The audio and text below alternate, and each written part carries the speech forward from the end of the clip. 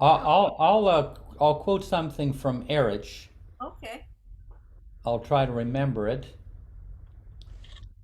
Live your life on the stage of this world to such an extent that when you depart, Baba gives you a standing ovation.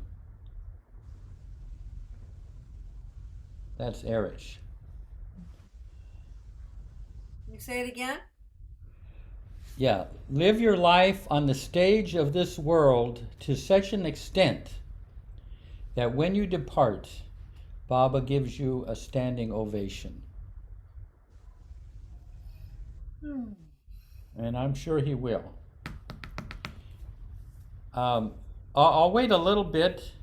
I Just have a good Eruch too. Can I share a good one? okay. Yeah. Go ahead. Yeah. Simple and natural. Life is a joy with him. Without him, it is not. Joy is living with him. This is the new life. You're living from the heart, not the mind. He is the deeper self. There is no one to love except yourself. The self is God. Love yourself more and more. This is your inner being. How about reading that again? If you don't mind. Simple and natural. Life is a joy with him. Without him, it is not. Joy is living with him. This is the new life. You're living from the heart, not the mind. He is the deeper self. There is no one to love except yourself. The self is God. Love yourself more and more.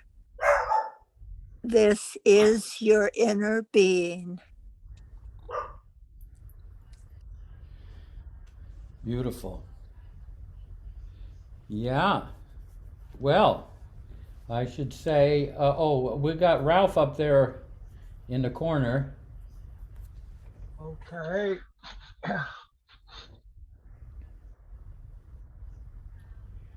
Ralph, you had Okay. your hand raised.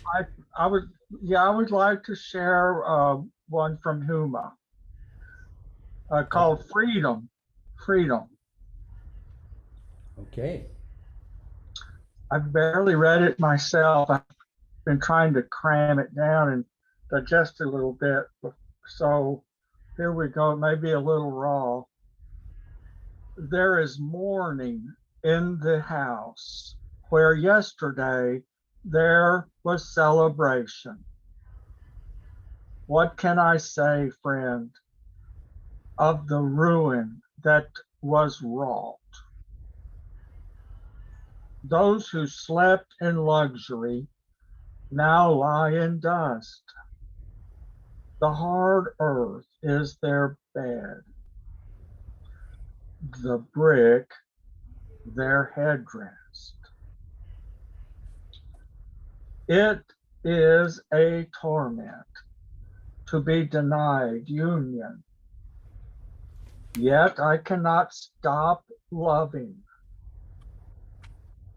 When there's a storm within, why chase after a hurricane?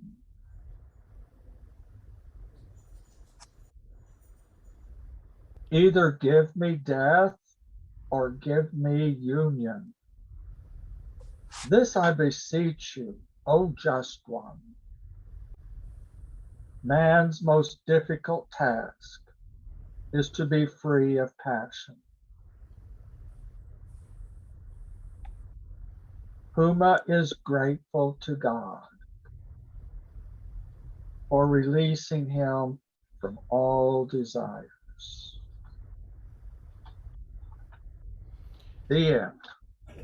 Jai Baba. Yeah.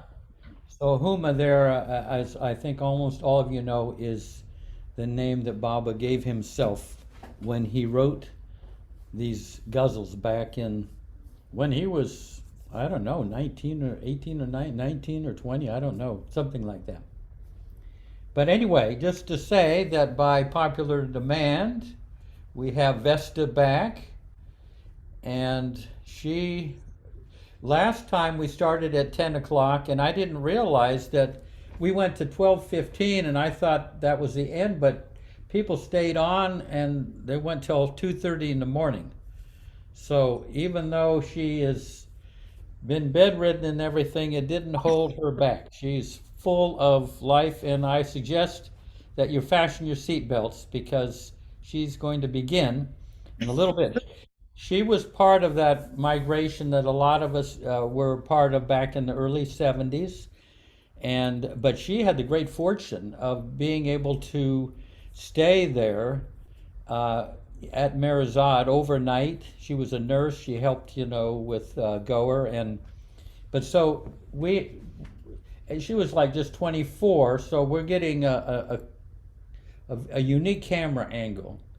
And the beautiful thing is that I mean, she basically is giving us the after hours mandali scene. While after all the pilgrims left, she had a unique view of the mandali. So she has many colorful and insightful and amazing stories that are not in the books. And tonight she's going to share her times, among other things, her times with Eruch, who was, most of you know, the Baba's right-hand man, his interpreter, and so much loved. I mean, when people come to the center, the guests, I've asked them over the years, who is who is the closest people in your life, and they would mention some people in their own intimate life, and then they would say Eruch, even though they had only known him a few times in India. But Eruch was so intimate and so personal that he was like automatically one of your most intimate friends. So Vesta says that she's dealing with what she calls a chemo brain. But I mean, if I could think that way, even normally without chemo, I would feel quite good. So I'm going to turn this over to Vesta. And Vesta, if you have anything that we can do to help you in setting up, just let us know. So here goes Vesta. I just wanted to kind of piggyback on what I said last week about how Mana used to tell us always to pay attention, pay attention.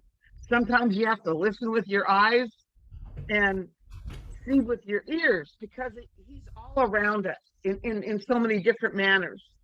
And the first thing I want to talk about is when I brought Persia Rose home almost 12 years ago, I learned a fantastic lesson from a 10-week-old puppy that bears witness to how I see life today. And what happened was, I've raised Dobermans since 1980. Had many, many litters. And one of the things I always did to train the puppies was take them out every two hours so they would piddle and poo and not do anything in the house. And that's how they learned piddle and poo is outside. Well, after I brought Persia Rose home, we kept the routine up, and she was perfect. She never did anything in the house. So I'd let her out. She came back in, and she came over on one of my Persian rugs, and she did a little poo. And I said, no, no, no to her, and kind of shook my finger to her and went over and moved her right by that. And she immediately rolled on my feet, belly up, the most vulnerable position, and just looked at me with like, I know I made a boo-boo, but you're my master. I know you love me. I'm so sorry. Please forgive me. And I learned that this little 10-week-old puppy could go to her master, who she knew she had made an error. She knew was upset that there was, not the SH word, what's the other word? The poo-poo in the house. So she knew she had made a poo-poo, which wasn't supposed to be done. And yet she had no problem coming to me, her so-called mistress, master, whatever you want to call, and rolling at my feet, being vulnerable, asking forgiveness, and willing to go on. And I realized, why aren't I that way with Meher Baba all the time? Why, oh, and quite frankly, why am I rolling at his feet all the time? Why am I wandering? So anyway, that was an important lesson that I used today. I'm thinking, okay, this is going on, right? You screwed up, you yelled at somebody you shouldn't have yelled at. Okay, Baba, I'm sorry, something like that.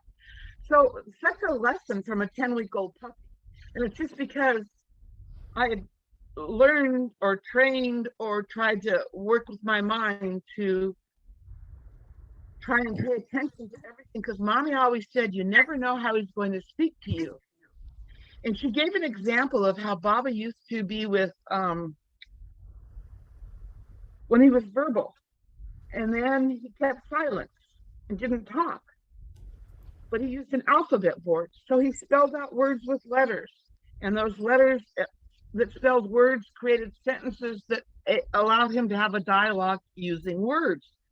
When he tossed the alphabet board, he was conceptual. He didn't adopt the sign language, American Sign Language. He created his own way and his own manner of speaking to us in a conceptual way where words didn't matter, but understanding his discourse, understanding what his pleasure would be, understanding his expectations so we can meet them. And if we don't meet them, he gave us so many ways to work through them, or to go back to his pleasure, or to get back on his feet. So I just want to remind everybody to pay attention. And there's never been, well, I shouldn't say never, but now is an incredibly important time to pay attention to what's going on, because so much that he talked about, we're bearing witness to now. The second thing is that Ralph Jackson and I go back to 1974, more or less. So that's what, 48 years, 47 years. And one of the things that we've been messaging back and forth was, he was asking me about my father, because he was intrigued that he was in the entertainment business. And what he did is he started looking up Tyrone Power, because my dad started after the war ended and he left the Navy. He started as Tyrone Power's double in the movies. So Ralph looked up movies that Tyrone Power did, and what did he find? Because he paid attention to that, and that piqued his interest, he looked up the Tyrone Power movies and found that when he was a little boy in northern Arizona, living in kind of the mountain area. Ralph, can you unmute and tell me the name of that movie? What was it? Outlaws or something? Ralph's still on, right? You guys see Ralph? Can you hear me now? I'm sorry, I thought I had unmuted. Yeah, what was that movie that you saw where my dad was there with Tyrone Power? I was about 3 or maybe 4 years old, and my parents took me up to the site of the movie scene, and it was called, the movie that they were making was called Pony Soldier, and it had Thomas Gomez, Tyrone Power, some more, and a lot of other people. But yeah, that was the movie. Yeah. Okay, thank you. And Thank you. I was not feeling well at all, but my parents were unaware of it.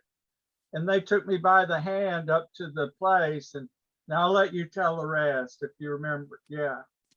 Well, anyway, my dad was double, so he was there, right? So Ralph, I don't know. Yeah, he was. So Ralph and my dad were at the same spot, like what, 48 years ago, or no, how long? No, that's like 68 years ago. I don't know how long ago, but it was like 1954, more or less. So look how in 2022, but when you pay attention, we've all had connections that we probably are unaware of. Do you know how many Baba lovers I met that I actually met in cafes in London, who came on pilgrimage in India later, or a cafe in Paris, or some other place? So it's just little things like that that Baba says, we've been connected for so long, not just this lifetime, but for many lifetimes. So that's just an example of paying attention. And he just picked up on 2 words, Tyrone Power, and was able to, whatever you call it, I mean, to just show that there was some kind of a connection way, way back then that we wouldn't even know about till 2022. So anyway, that's all I want to say about that. So that's just Yeah. kind of a sweet remembrance. Okay, so here we go. This is a story that happened probably the summer of, I'm going to say 75. It doesn't matter. It was the mid 70s. And it's a story of what happened to me when the mandali found out I'd been lying to them. I was deceitful. This is the naughty side of the sweet girl that, that they took in. But the naughty side was always, I just never wanted to be told to leave Meherazad. And so I was always, that was always kind of on my shoulder that was gnawing him.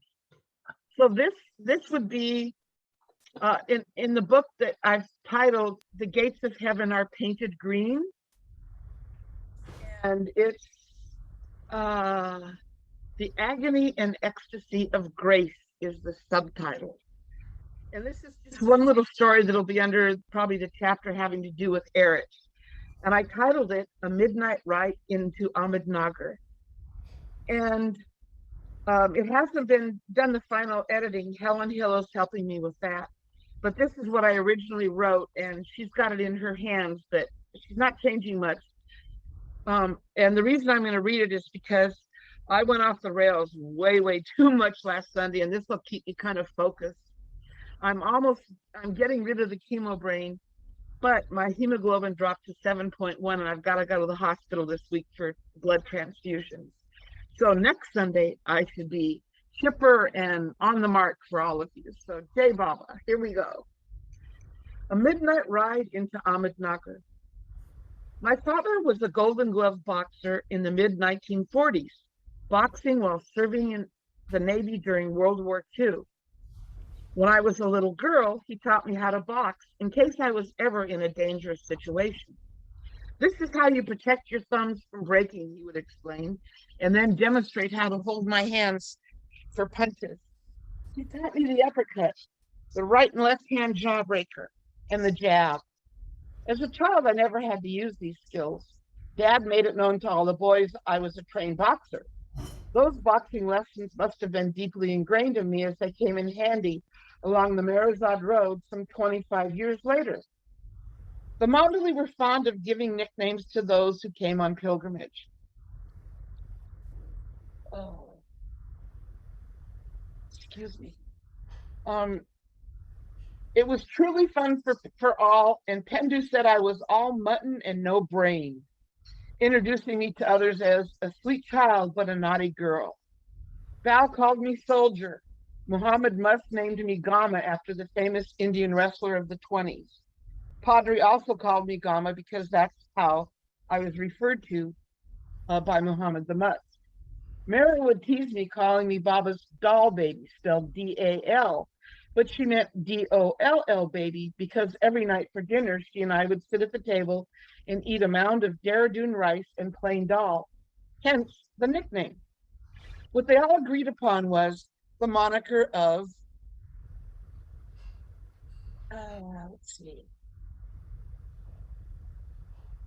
the moniker of the mad woman, to refer to me because of my yearning and gripping desire to be at Meherazad in general and at Arnavas and Gohirside in particular.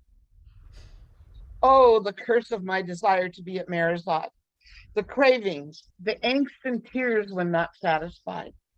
I have to tell you, I was so immature emotionally and so in such a state emotionally that just the thought, this is an aside from what I wrote, just the thought of not being at Meherazad or seeing Gohir or Arnavas that day, I felt I'd be untethered from the world and float off somewhere. So all-consuming thoughts tore me apart.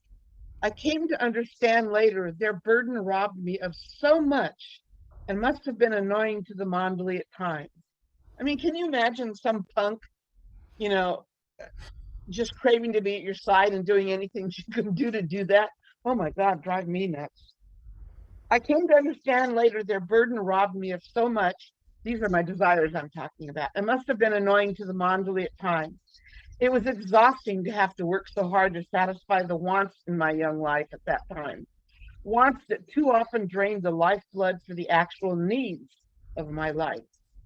And this is what Baba explains so beautifully in the discourses, the difference between your wants and needs. So that's a good thing to read about, because sometimes your wants can get in the way of your needs.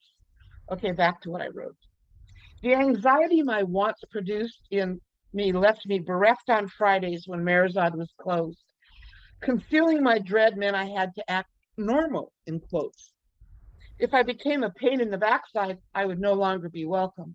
Such was my state of mind and heart, and as hard as I tried to be nonchalant about it around Meherazad, I'm sure my efforts were a dismal failure. Mad woman stuck as the accepted reference to me. Oh God, Eruch would cry out in the morning. The mad woman has arrived, he would shout. Run for your lives, he would continue while laughing and holding his arms outstretched for my morning hug. And I'm sure many of you have experienced that. I'm sure he called you names and put his arms up when he saw you get out of a rickshaw or park your bike at the end of the veranda. I know that. Anyway, the posted arrival time at Meherazad was 9 a.m. on those early days. Meherazad was always closed on Friday. As months passed in the first year of my stay, I artfully managed to figure out a way to arrive before 7 a.m., which was my usual arrival time, which didn't seem to bother anybody, even though it was 9 a.m. I would leave Ahmednagar at sunrise. I knew the mandali did, this is an aside. It's going to probably be added because I'm just remembering it. The mandali, I had an agreement with the mandali. I wouldn't come before dark, and I had to leave at sunset so I would arrive home before dark. So I would never be on my bicycle riding on that treacherous road, when it was dark. Okay, so at first Oliba would tell me this was not good because if others found out I was coming at 7, they too would want to come before the trust office, arriving early before it left the compound. I used to sit and quietly wait for nearly 2 hours before clinic started. But then, to keep Oliba calm, instead of sitting on the cement bench outside the dispensary where the villagers were waiting for treatment, I devised a plan. I would go inside the clinic and work. I set up the treatment trays, cleaned the burnt matchsticks, and wound pieces of cotton at their ends to make swabs. I made mullam, which was the Marathi word for ointment, from glycerin, rose oil, and powder and sulfur, whipping it into a creamy consistency. I would sit and dry used injection needles across the sharpening stone, then sterilizing them, boiling them over the Bunsen burner.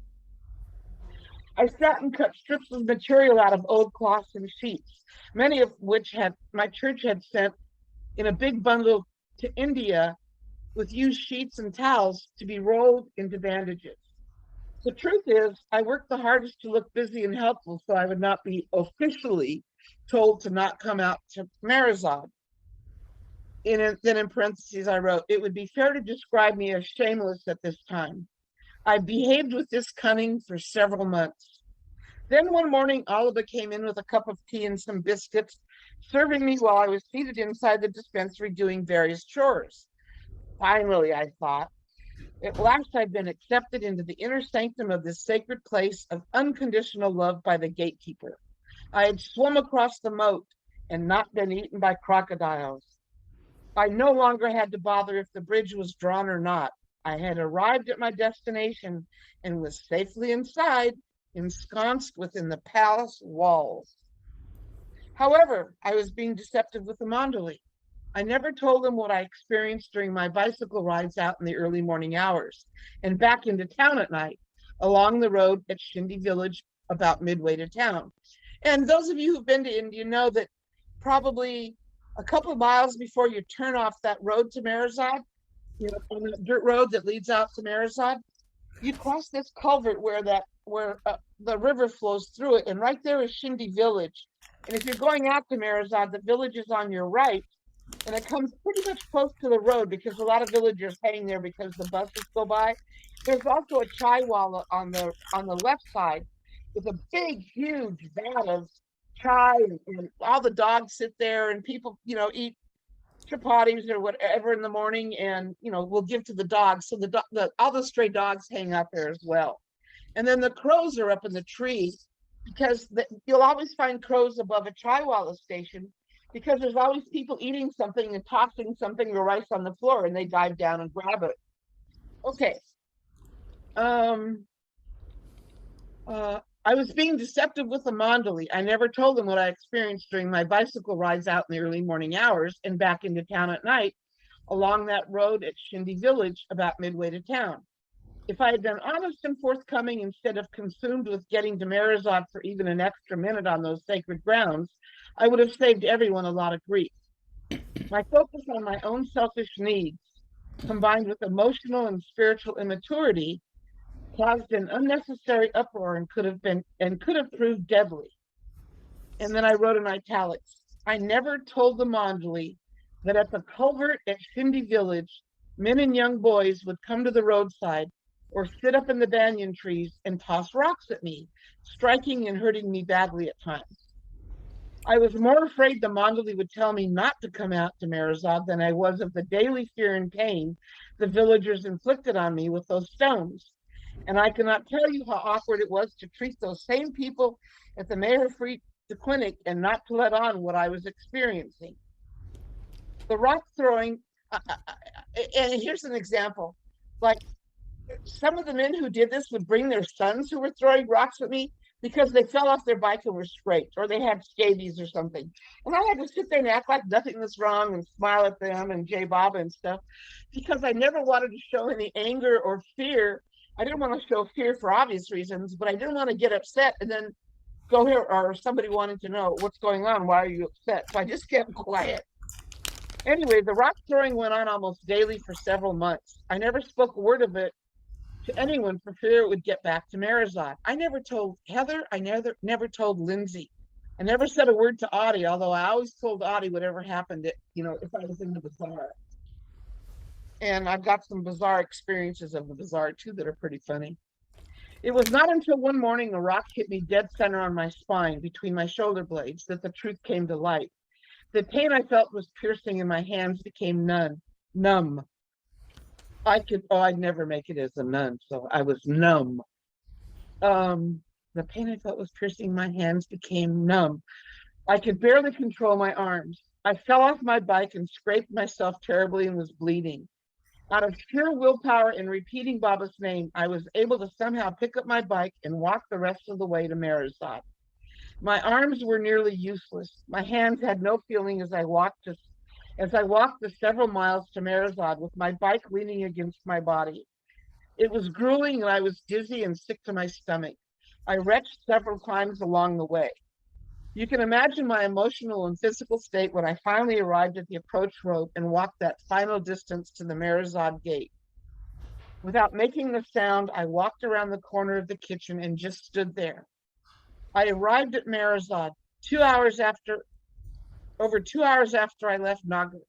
I arrived just as Mani, Eruch, Rano, and Bao had gotten into the car to go to the trust office for the day. At the edge of the veranda stood Arnavas, Goher, Naja, Pendu, and Alaba, shouting out, Avatar Meher Baba Ki Jai, as Yusuf, the driver, started the car engine. And there I appeared, seemingly out of nowhere. I had dropped my bike and just stood there like an apparition of a warrior who had fought along Shivaji in some long ago battle.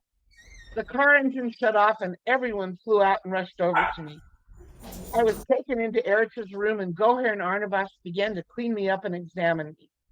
Eruch stood there, arms folded across his chest, demanding to know what happened. This is Eruch, because Eruch takes care of everything and feels responsible for everybody. How did this happen? Who hurt you? He was gruff as his voice became sterner. He told me, speak up, child. Who did this to you? At this moment, I started to cry like a baby. Goher turned around and admonished Eruch to stop making me cry. Arnavas, in her calming manner, told Goher to just clean me up and check me, and for Eruch to wait and ask me for details later. This is Arnavas taking control because she's worried about my emotional state and knows Eruch is really irritated at what had happened and that somebody would hurt me like this. Eruch replied that there was no reason I could not answer questions and he wanted to know what happened. Eric's questioning me fueled my level of hysteria. My fear grew. By now, I'm totally out of control. I'm cut up, I'm bleeding, I'm a mess. Had the dreaded moment come when I would be told to remain aloof from Meherazad? Would I be banished from the castle? And what I left out here is when I first came, they sat me on the bench outside the old dispensary that was at the end of the dispensary. And I had vomited. Val and Eruch were the ones who carried me over to, not carried me, helped me on both sides. And I vomited. I got vomit on both of them. I mean, how these people, what they did with us early goofballs is just incredible. Anyway, sorry, I just went off the rails. Okay. Would I be banished from the castle? All I could think to do was to plead as if my life depended on it. I'm okay, Eruch. Please don't make me stay away, I repeated over and over, begging with no sense of shame. It was truly pitiful. And then Eruch, calm now, speaking to no one, really said, Baba, what are we to do with this mad woman? We can treat her scrapes, but this madness that has caught hold of her, what to do? And he said it with a little chuckle at the end, trying for some brevity and levity at that moment, because if Arnavas tells you to calm down, you better calm down. Anyway, this statement sobered me up and I was able to calm down. Because there was a little bit of humor, and I found that a little bit of humor helps me get out of a rough spot. My hands had stopped tingling, and I showed Eruch I could lift my arms up. I said to him, I'm strong now. See, Eruch? As I lifted my arms over my head. Let me show you by squeezing your fingers as I reached out my hands to him. He must have felt better. My arms seemed to be okay because he chuckled under his breath and said he would show me how strong he is by squeezing my ears. And again he asked, how did this happen? Me, still trapped by the demon of deception and desire, chose to lie out of some crazy sense of self-preservation. And that's usually why we lie, isn't it? I mean, to get something or to get out of something. Some mischievous boy threw a rock at me and it landed on my back. Eruch was furious, and Goher, speaking in Gujarati, said something I can only imagine. And at the time, I did not understand Gujarati as fully as I do now, but her tone was unmistakable. And Adi and Padri and Bendu, and a couple of other Persians taught the beauty of how Persians curse people or swear or share their upset with somebody. I mean, it's so poetic and beautiful. But the tone in Goher's voice was not poetic. I'll just let you know that.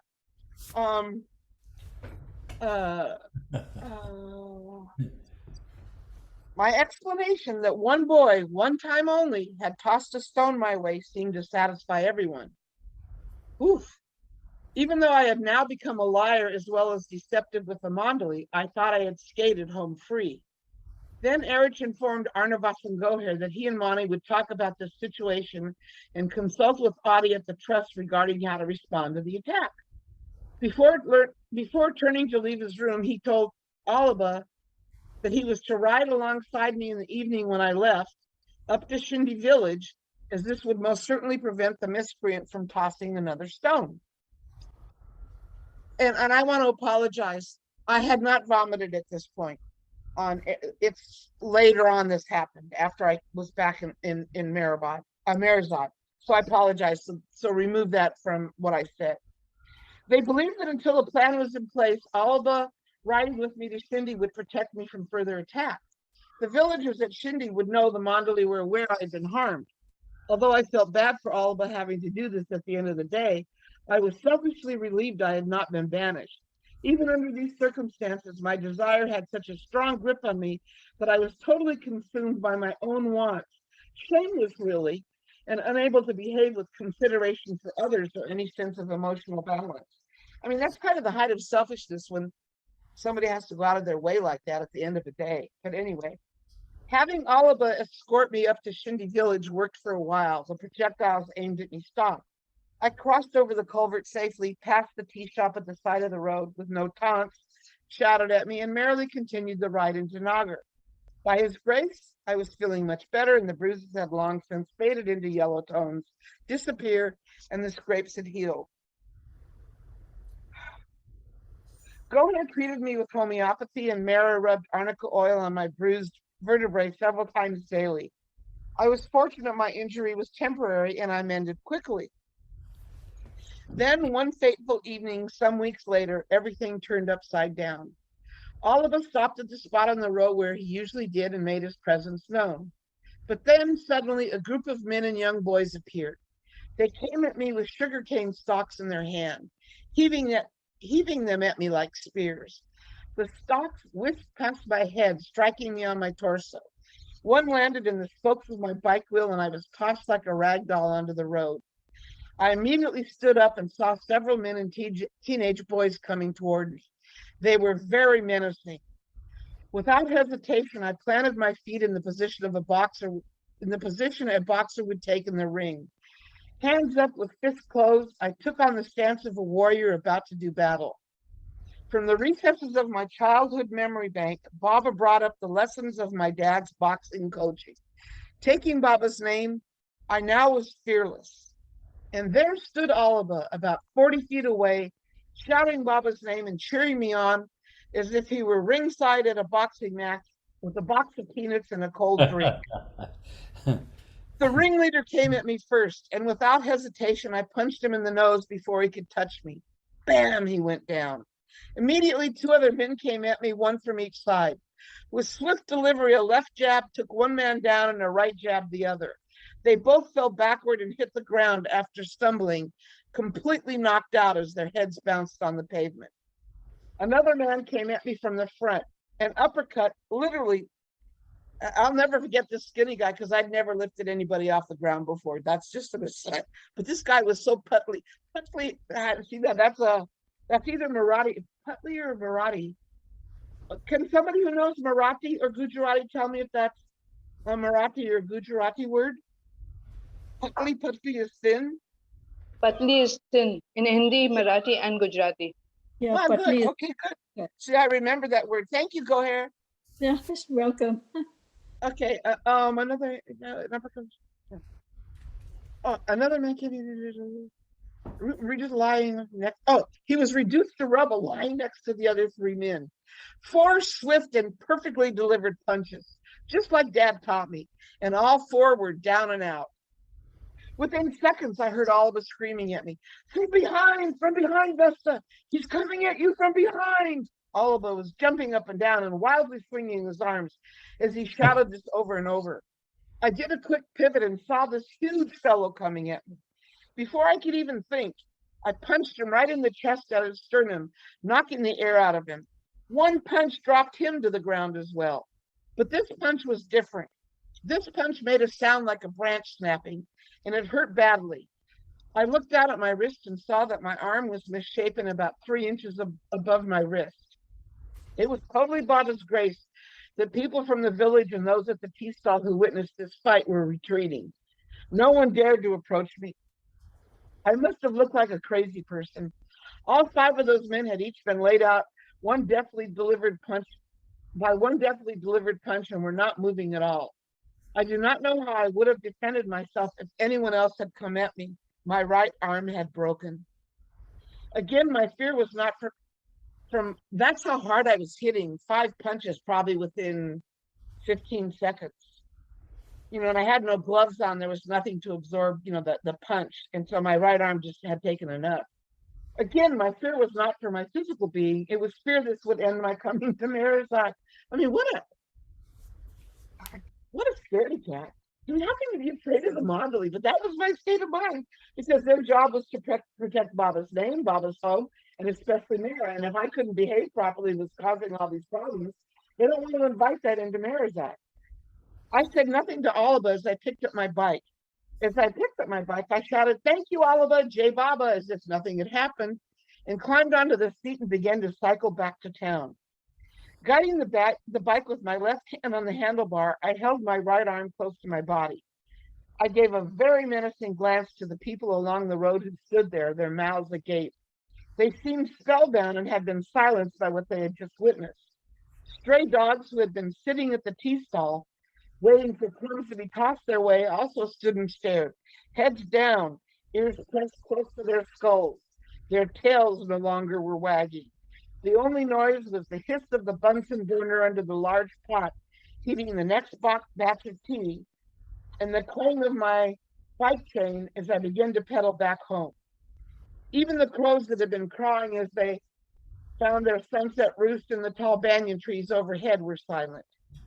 By the time I reached Pop's house, which was the old ice house, just where you turn, you know the samadhi, the tomb where that Muslim saint is, just as you turn to make that kind of right gentle curve to head straight out on the road to Meherazad, there's the tomb of that Muslim saint. Well, that's the road where I would turn down to where Heather and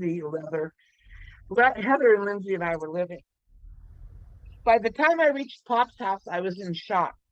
Heather and Lindsay were not home. I barely remembered what happened next, but what I said to Kaser, who was the woman who helped maintain our household and who had been saved from the circus by Goher's sister, Roshan, and brought to Ahmednagar as a teen. She saw that I was injured and sent her son running for a rickshaw. She bundled me up, placed me inside, and told the rickshaw waller to drive me back to Meherazad. By now it was 8:30 at night and dark. Just like the apparition of a few weeks earlier when I had been hit by a rock in my back, I again appeared like a ghost in the dark. But this time they all knew what had happened because of Oliva's return after accompanying me. During dinner, he had recounted to the men what he'd witnessed from his ringside seat. You know how Oliva liked to reenact everything, and he'd jump up and down and his arms would wave, and oh, he'd get so excited. So anyway, during dinner he recounted that. He reenacted how he took out 5 men from Shindi village with 1 punch each, got back on my bicycle and continued as if nothing had happened. Later, when Mani, Arnavas, Goher, Rano, and Naji had come over to the men's side for relaxation after dinner, Eruch Tendu egged Oliva on to repeat his dramatic performance for them. He had just finished,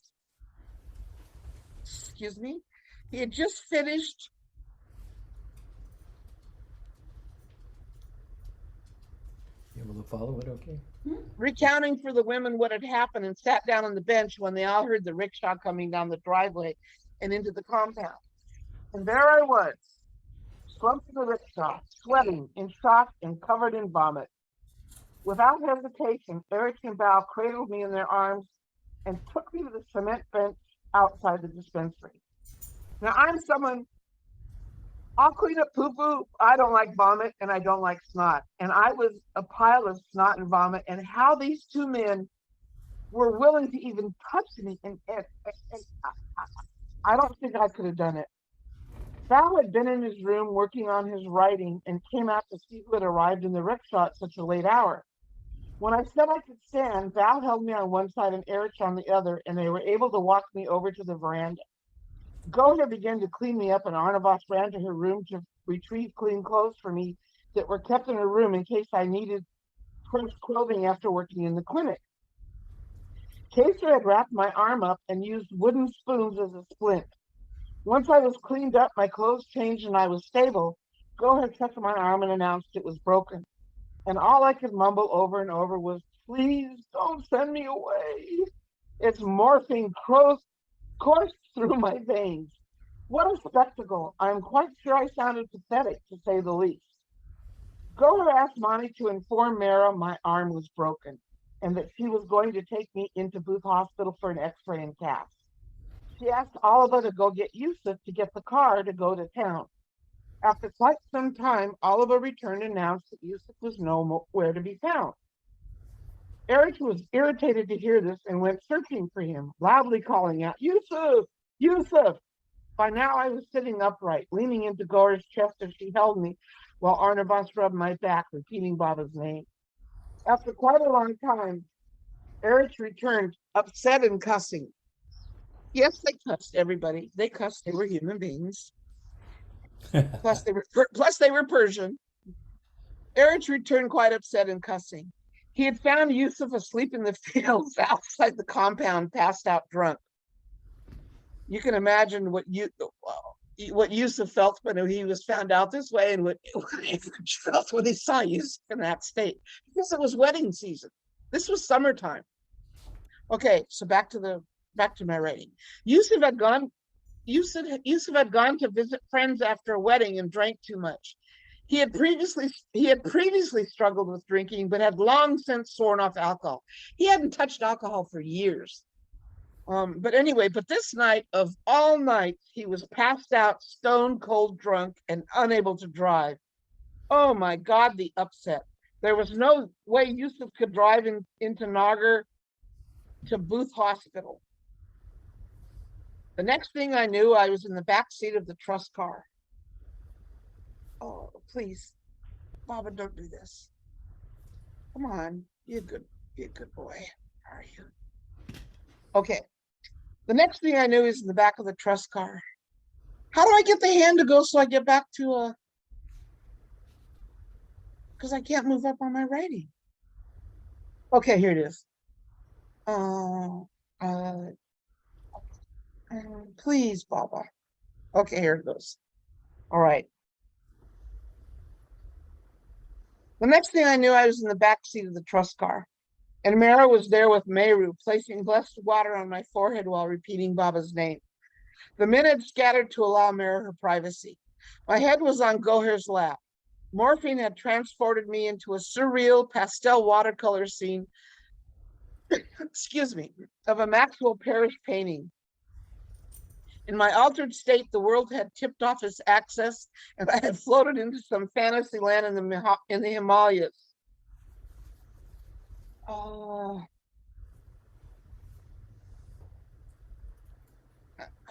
I'm having. Eruch drove, didn't he, Vesta? Didn't Eruch drive? Just a second. I can only do one thing. Although I'm a woman, I'm having.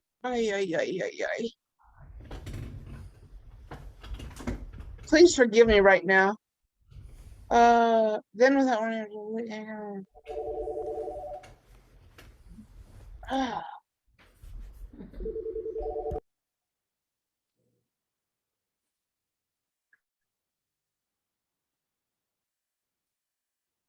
Okay.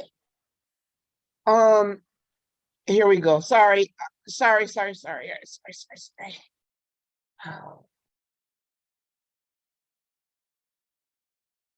can't get the hand to go and then the friggin' pointer to come so I can move from one page to the next. Can somebody tell me how to do this? How to get the pointer back or whatever that stupid thing is called?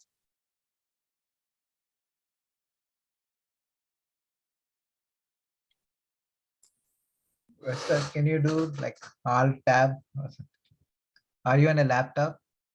I am on a laptop. Try to do Alt tab. To do what? Alt tab, the keys, Alt and tab. Alt and then tap? Yeah. Tap, you mean like on the space bar? No, just the tab. There is a tab button, tab key. TAB, Alt and TAB, tab. Yeah, right. Thank you. Caps lock. Yeah. And I'm usually really good with Indian accents, but I understand Australian ones. Thank you, Rainey. Okay, so I hit tab, TAB. And alt. Where's And alt. Caps lock kind of. but where's the but I don't see where tab is. Oh, I see tab. Tab Yeah. alt. Yeah. Okay. Oh, thank you. Oh. See, now I learned something today. See, I thought I went all day without learning anything. Darn it. Thank you, Rainey, and that sweet man and his beautiful wife for helping me. Okay, so I'm back. Come on. Continue. Okay, continue. Okay, I'm going to get out of this and open it up again because it's not, that's the easiest way. Okay, perfect. See? Took a 71-year-old woman to figure it out who doesn't know what the heck she's doing. But I find it, I knew it would be somebody with Indian heritage who would help me technologically. They're very proud of us, Baba Lover Luddites. Yes, there you go. Okay. Determined Luddites. Yeah. And loving. Very loving. Okay, here we go, Baba. Oh, you know what it is? My thumb is, this is the awkwardness of being in bed. I'll be right there. Who is she reading from? Something she wrote. All right, here we are. The next thing I knew was in the back seat of my head was on, okay. The world had tipped off its axis. Okay. I had floated into some fantasy land in the Himalayas, to a place where unicorns danced at the edge of a magical forest. I heard flutes softly playing and could see their gentle notes floating in the air on pink and gold ribbons. Chimes gently rang out from inside a turned over earthen pitcher, out of which honey flowed in abundance. Brass tones were echoing from inside the ripples of the rivulets of honey, bursting into the air as they flowed toward a gleaming blue saucer with a shiny gold rim. A bunny rabbit dressed in a white satin gown with lace trim had placed the luminous saucer on a marble floor. On the marble floor, where the flowing honey found its final resting place.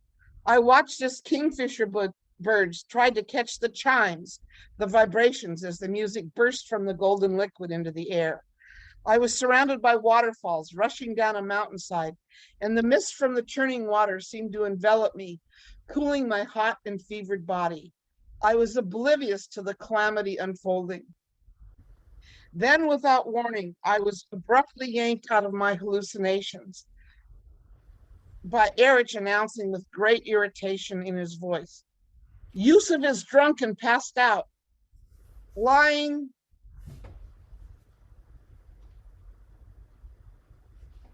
in the field just outside the compound."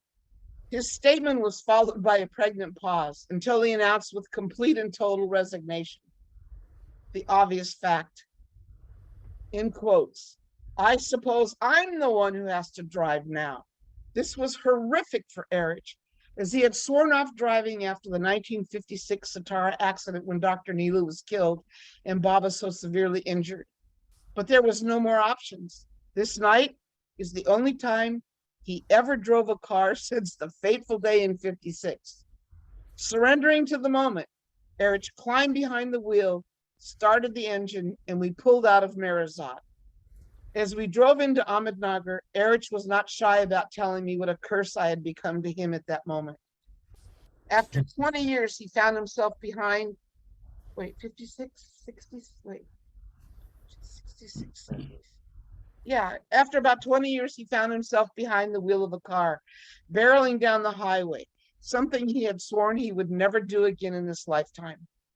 And so it happened. We drove into town in the dark of night, Eruch behind the wheel, cursing and grumbling the entire distance. I was lying down in the back seat, my head in Gaura's lap. While rubbing my shoulder, she kept repeating, "My poor child, Mara Bacha," which is the Gujarati word for like my child or my daughter. "Mara Bacha, Baba, help her." Of course, Eruch was having none of it. He'd admonish Goher, "Your poor child? What about me?" he would ask, knowing that the question quickly flew out the window to be lost in the dark of night. Incredulous at what was occurring, he again asked, addressing no one in particular, "How did this happen? Why on this night of all nights? Why did Yusuf get drunk tonight?" In between cursing, he would announce in exasperation, "Yusuf should be driving, not me."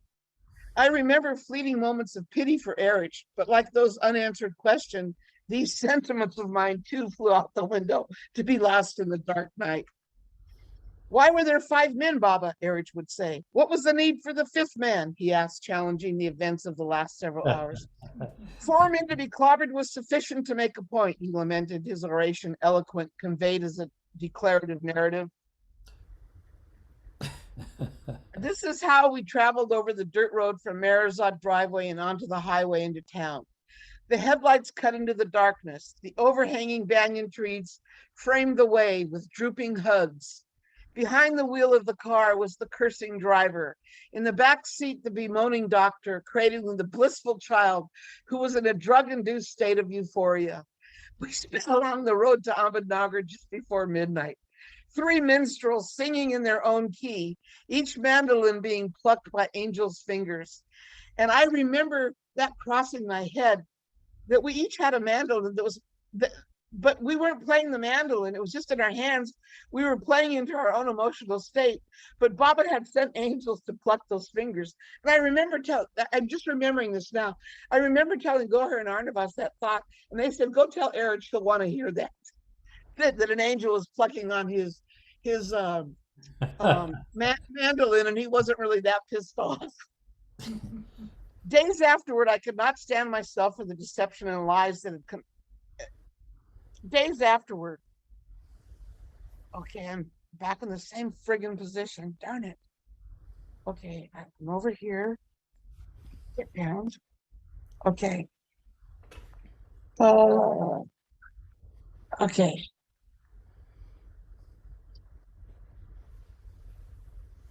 But there was still one final burden to lay down. Time had come to own up. Oh, no, wait. Okay. I'm sorry. I'm almost there. See, my fingers don't work because of the chemo. It's part of the neuropathy. So I can't feel what I'm doing. Okay, days afterward, I could not stand myself for the deception and lies and confess the truth at tea time on the men's veranda. As we were talking, and who was there was Arnavas, Gohar, Mani, Eruch, all the men. And Rana was there. Nadja was there. As we were talking about what happened and all the interplay for each of us, I learned an especially important lesson about the danger of allowing myself to be in a headlock by my desires. It was both cleansing and liberating to be released from some very unhealthy habits and a destructive inner dialogue. I was able to speak without self-pity or tears. I was able to say what Meherazad meant to me without any expectation. I was able to say how much I loved and respected the mandali and hoped they would be patient with me and help mold me into a person who would please the master. I mean, when I'm reading this, I'm thinking, oh God, was I trying to manipulate them into not sending me away and that I was okay? I mean, I can't remember, but that thought just hit my head. I promised to take criticism as the gift of love. It was meant to be and not get in their way as they went through their day's routines. I was calm and matter of fact as I spoke. With newfound maturity, I could state a quite simple goal and ask sincerely and wholeheartedly for help to achieve it. At this moment, I was able to act like an adult without losing my childlike manner, leaving behind the need for childish antics. God, I was so immature then, so naive, so desperate. Ugh. But there was still one final burden to lay down. The time had come to own up to my confused inner turmoil, which had been rolling around in my head like a marble circling my inner skull, trapped in perpetual motion. We had been talking for about an hour, sharing thoughts about the past several weeks when I looked up and said, I need help. I continued as cool, not hot tears welled up and slid down my cheeks. In quotes, I love Arnavas and Gohar more than I love Baba. I stated this out loud, surprised I had not been struck dead by lightning. I love Arnavas and Gohar more than I love Baba and feel so unworthy of all 3. I repeated this again.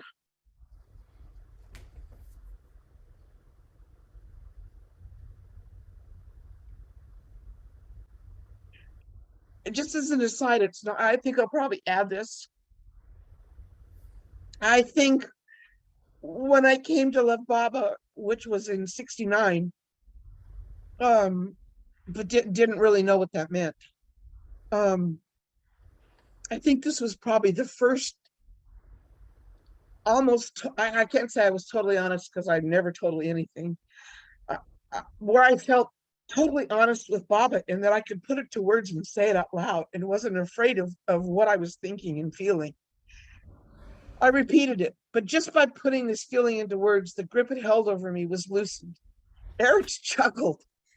Eruch always chuckled whenever I was serious, and I'm sure he did it to a lot of you. And I used to think, what's so funny about what I just said? But then he would tell a story how he learned the lesson that he was just about to impart to all of us. So when he chuckled, when you talked about something that was irritating to you or you screwed up on, you knew a good lesson was coming.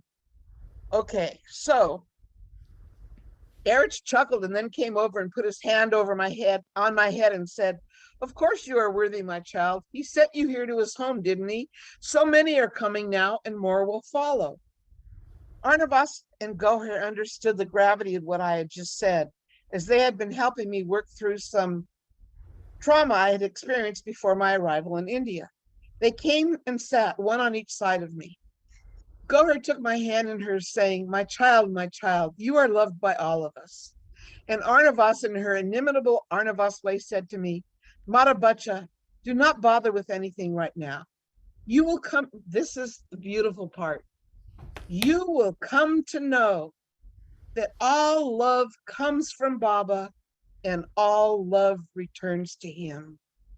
The time will come when you love for love's sake and love's sake alone." And this bears repeating. Mata Bacha, do not bother with anything right now. You will come to know that all love comes from Baba and all love returns to him. The time will come when you love for God's sake, when you love for love's sake and love's sake alone. Fear had paralyzed me on a very deep level, but at this moment, it started to lift from my being. Most importantly, I realized I could release my weakness of not being able to accept the love which had been given so freely and without condition. I could literally change my thinking. I knew Baba could heal me in an instant if I got out of my own way. My old patterns of thinking were akin to willingly surrendering an untold treasure to a robber baron. I was allowing a thief to steal happiness and joy from me. Fear had pilfered divine coins from the leather pouch my beloved had bestowed upon me at my birth. I understood the choice was mine to stop the theft and to make Baba my constant companion in that moment. Of course, life could be filled with love, grace, and goodness. Baba would give me the strength needed to disentangle myself from fear of loss, so I would no longer be in a perpetual state of intimidation, reacting to things that were not even real. And just as an aside, because I'm seeing, let me just look at some of the names on here to see if I want to say this publicly or personally, and you'll see why I'm going to check first. Okay, let's see who's here. Anyway, it doesn't matter. But I remember some of those early Westerners. Well, I'll give you an example, like Rainey. Mara always loved listening to Rainey sing. And I used to think, oh my God, I'd love to have a relationship like that with Mara, where she'd call me and this and that. But, you know, it never occurred to me that it might take me away from Arnavas and Goher. I just thought it would be, oh, okay, a supplement to what I got from Arnavas and Goher. That's how ignorant I was.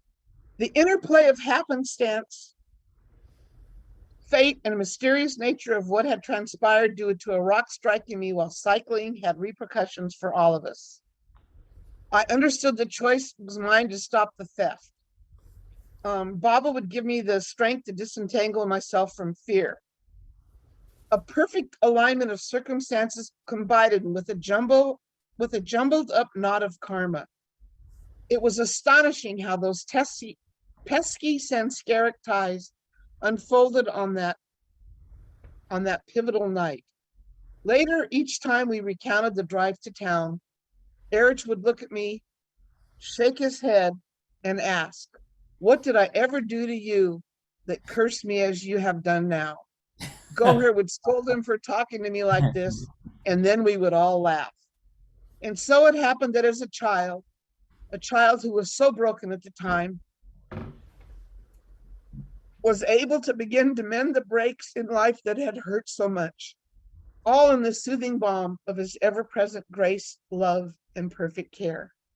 And of course, with all the mandali and the lessons and the love and the sweetness that they gave to all of us. Anyway, that's it. Jai Baba. Beautiful.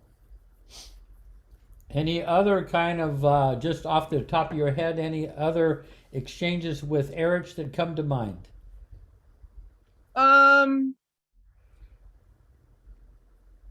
I'd like to hear, I mean, are there any questions to that story or any clarifications or anything that you want expounded or?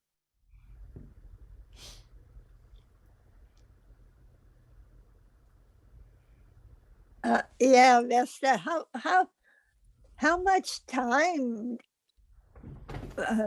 did that happen that they were throwing rocks at you? Was it months? Was it a long time? Oh, it was probably a good 6 months. Oh my God. That's why, because I remember you must have told me that's why you'd wear long sleeves so they wouldn't see the bruises on your arm. Yeah, I forgot that. Yeah. So you must have known some of this, Rosalie, because I trusted you.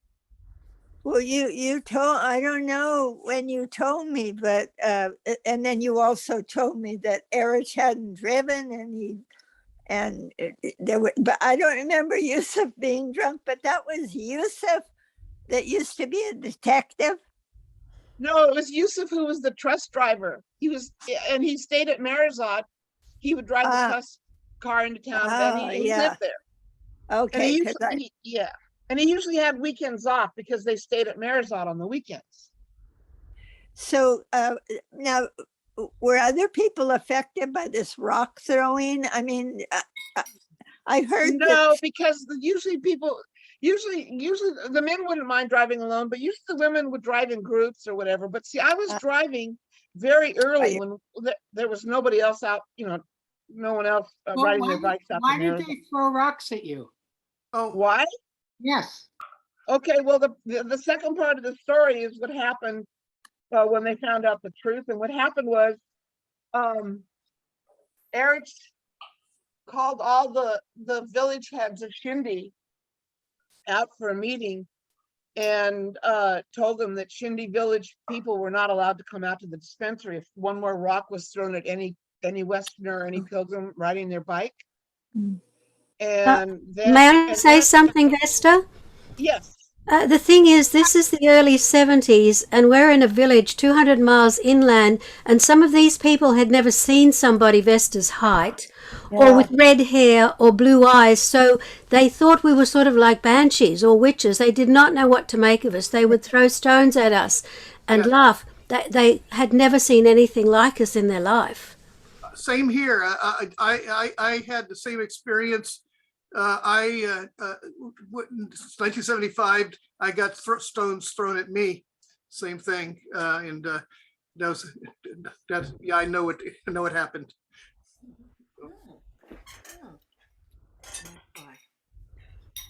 And George doesn't have red or blonde hair, and he's not Vesta's height either. And he had and he's a boy, and he had stones thrown at him. We were obvious and weird looking to them. I was a Westerner. I was a foreigner. Yeah. So Vesta, that stone that struck you and you felt numbness, didn't that affect your back after? I can't. I maybe, but nothing to be concerned about. But I'll tell you some other funny stories about the bazaar. This is why they told Adi. Sometimes if Goher didn't go to town, I'd go into town on business for her. And what I would do is I would take one of the trust office bicycles and I would use that instead of taking the car. So I'm cycling in the bazaar. And when you go probably 10 minutes walking or 5 minutes on bike, if you turn left on the main road there where all the shops are, there's a lot of rickshaws that go by. It's just packed with people. So I'm on my bicycle. And I have to, no, I'm sorry. I'm in a rickshaw because I'm having to pick things up in the bazaar. And a guy comes by on his bicycle and reaches his hand in and grabs my left breast. Well, I wasn't going to have that. So his hand was there. So I grabbed his hand, and with both my hands around his forearm, I twisted his arm, and he fell off his bike, and we just kept going. And all the people in the bazaar realized what had happened, and they came and they started beating on him because they didn't like Western women, but they also didn't like men touching women's body like that. And then another time I was getting mangoes, and the mango wallet came up behind me and grabbed me in my butt or touched me inappropriately, and I turned around and I knocked him. He was in front of the mangoes, and remember Rainey and everybody how they would stack the mangoes up like a pyramid? Well, he had his back to his pyramid. There must have been a couple hundred huge mangoes in it. And I punched him and knocked him right back into his pyramid of mangoes. And they went all over, and all the street urchins and everything grabbed up and were lifting up their tops and just stuffing the mangoes in them and running away from that guy. He didn't know who to chase. And everybody was laughing at him.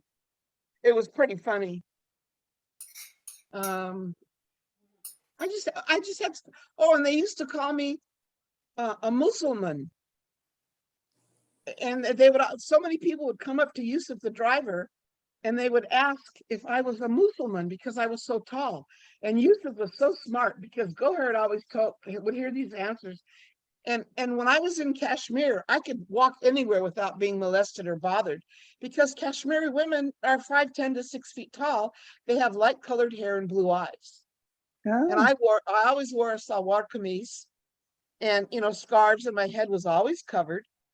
So I could pass easily. And when I went up there with my parents, I was up there with Jacko's parents. I loved it up there because I could move along without being bothered. And it was just wonderful. But down in Nagra, it was a totally different situation. Does anybody in the early days remember when the people in the bazaar would yell at us, Jay Bobby, because that movie Bobby had come out? Does anybody remember that?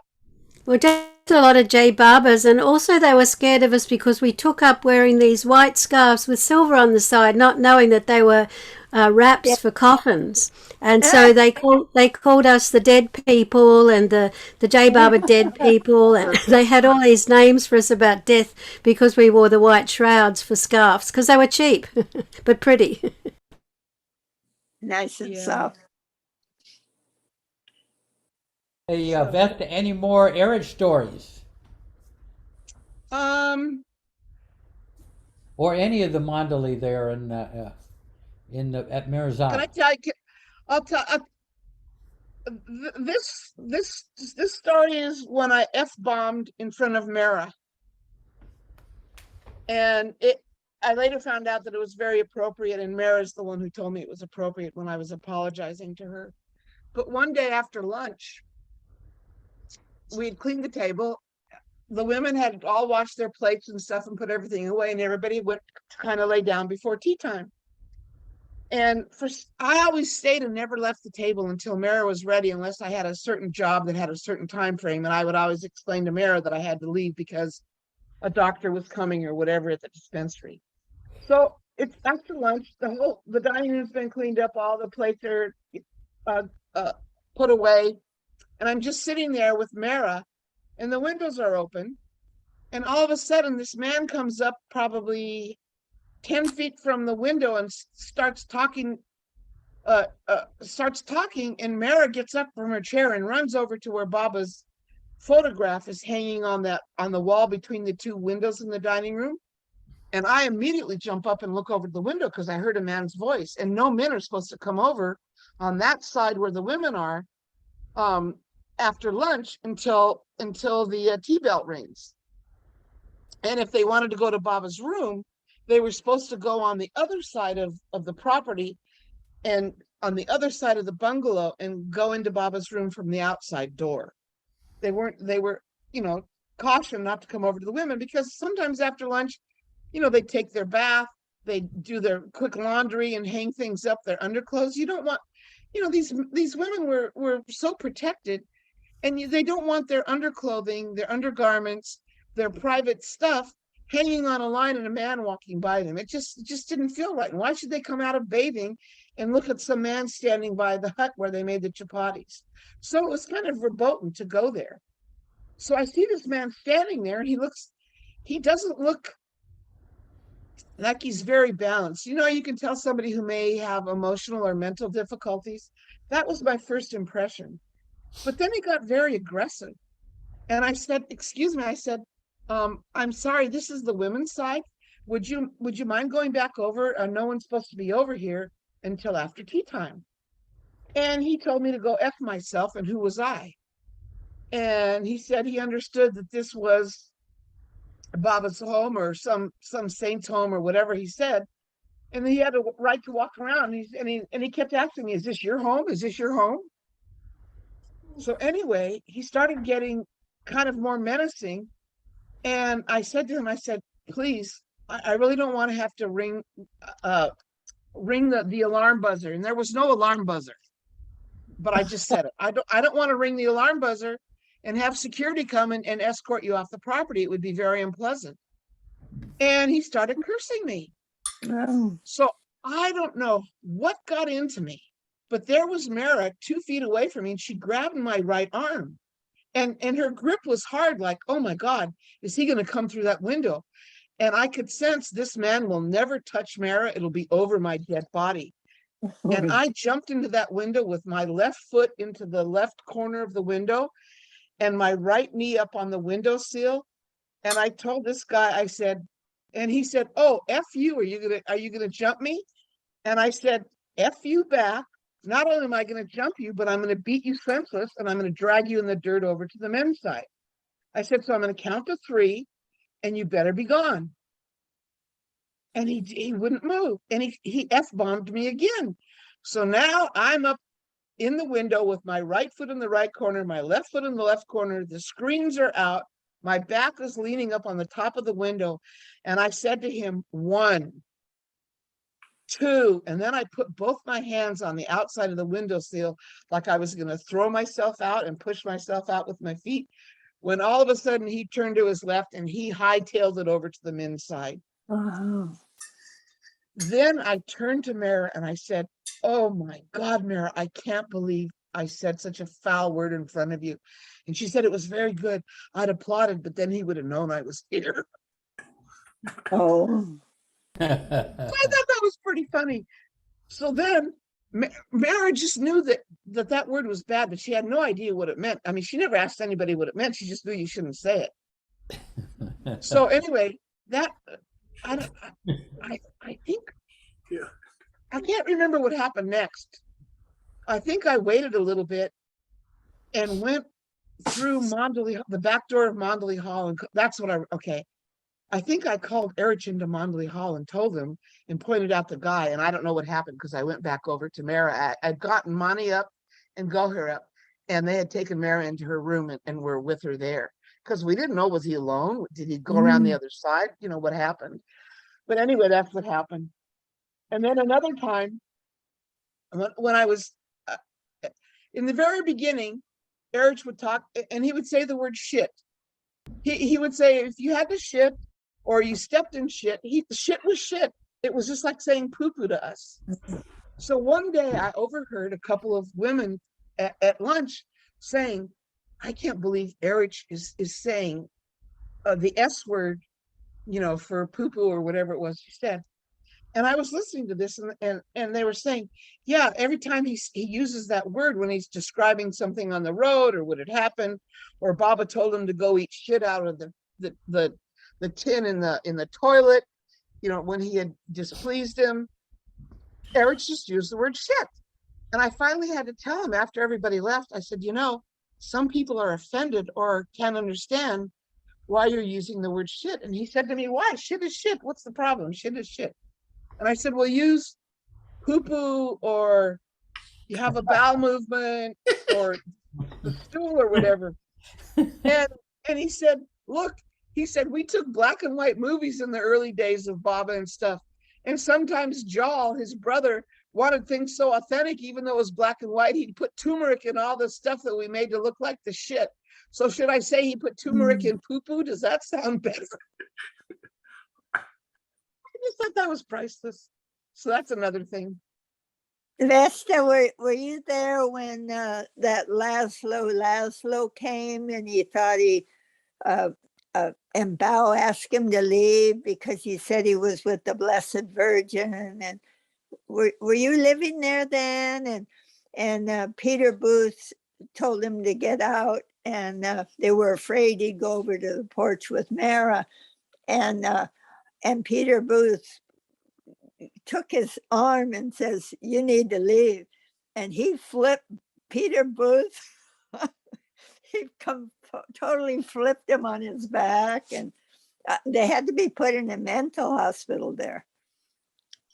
I remember this, but I probably wasn't involved in it. Right. Yeah. Hey, Vesta, what about the flying saucers? That's another time. That's a long story. Okay. I'm trying to think of something that's short to finish up. Does anybody have any questions other than Rosalie? Okay, I have a question of everybody. Next week, Jeff mentioned the flying saucer. I was going to ask for hands raised who'd want me to talk about when Goher told me about the magnificence of Baba's creation, or Goher's grief, both of which are incredibly deep and very, very touching stories. I was going to ask if people wanted that, but we'll add in the flying saucer. So there's 3 choices for, I don't even know if it's going to be next week. The next talk, I should have said. Do the one about the... Up to you.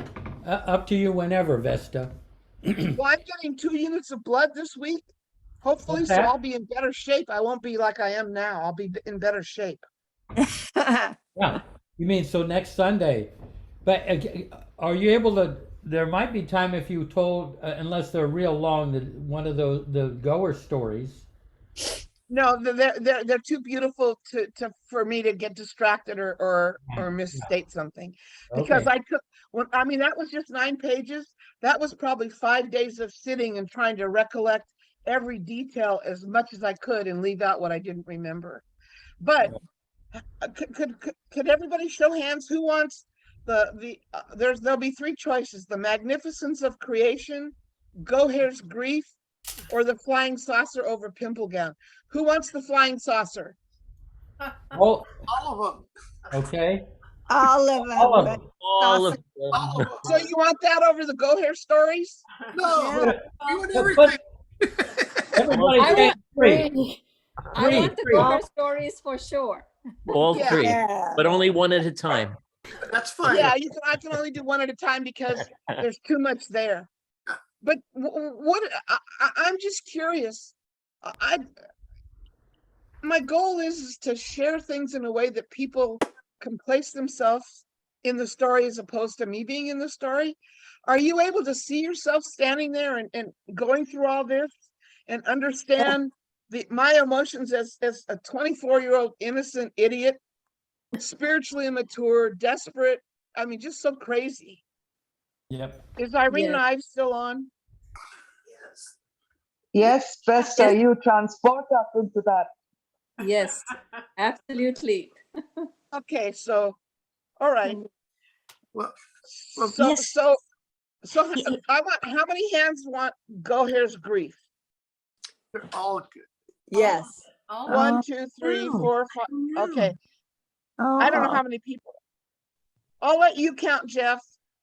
Well, I think everybody wants all 3. Yeah, We all want Okay. 3. Yeah, You choose. yeah, all 3. Okay, which one first? Which one first? Do it alphabetically. Okay, Goher's got. or Goher's what do you got. feel That like? was pretty smart. So Goher's grief or the magnificence of creation? Yeah. Goher's grief? Yeah, and Yes. That's the one I Gee, would choose. go ahead. There you go ahead. I won for you. That Okay, good. All right, the next talk, whenever Jeff has time to book it, I'll do Go Hair's Grief. It's so beautiful how she expressed what happened after Baba, Yeah. left his form. Yeah. Let me ask, I want to ask people, this is Easter weekend. Are there a lot of programs happening? There are a lot of happening here at the center, I'll be away. but we could have it next Sunday if if there aren't too many programs that weekend. What's it like in Australia? Not too much? Well, Vesta's our Easter weekend. Yeah. Yeah, Vesta's got the Western time, so that's do you- fine. In Australia, it's just 6 hours behind, so to say, 6 or 7 hours behind plus a day. Forget about the day. So the time is just 6 or 7 hours behind. Yeah. I'm just thinking that, if there are like a whole lot of programs in the Los Angeles or Mariposa or whatever, that for Easter. But if they're not, let's just go for next Sunday. Yeah. They're not at Yeah, 10 let's o'clock. do that. Programs aren't at 10 o'clock except Oh. this one. Yeah, no, I'm just thinking that if you have a whole day of Zooming, it's Yeah, no. yeah. But there are Very a lot of whole Zoom Hey, sessions. you just reminded me of Aretha Franklin. Zoom. Oh. Anyway, No, you're getting off track. Now let's go to the letter G in the Go Hair Grief story. There you go. Okay, good. We're gonna do the Go Hair's Grief. Thank you. Noah's Grief, then the Magnificence Thank you. of Creation, and then the Flying Saucer. Oh, and somebody wrote St. Teresa in there. I think was mentioned last week too. Oh, yeah. Oh, G is for Go Hair. Wait a minute. Stop that, Ralph. Come on, Vesta. You're confusing her, and she gets off track. G for Go Hair. Come on, Vesta. yeah, I'm being strict. No, and I need that, Mommy. Flying saucer F is before Go Hair. Oh, Ralph, I didn't know you could do that. It's a saucer with an S. But flying. That's Yeah, that's I just that's an wanna- that's an Saucer adjective or Over adverb. a pimplegon. That's I an wanna say adjective one or thing. adverb. I want to say one thing. Joy Simha and Shaila John, Jay Baba. Are Jai you Baba, on the yes. interstate now, or is that the road where Baba had the accident? Yeah. No, this is different.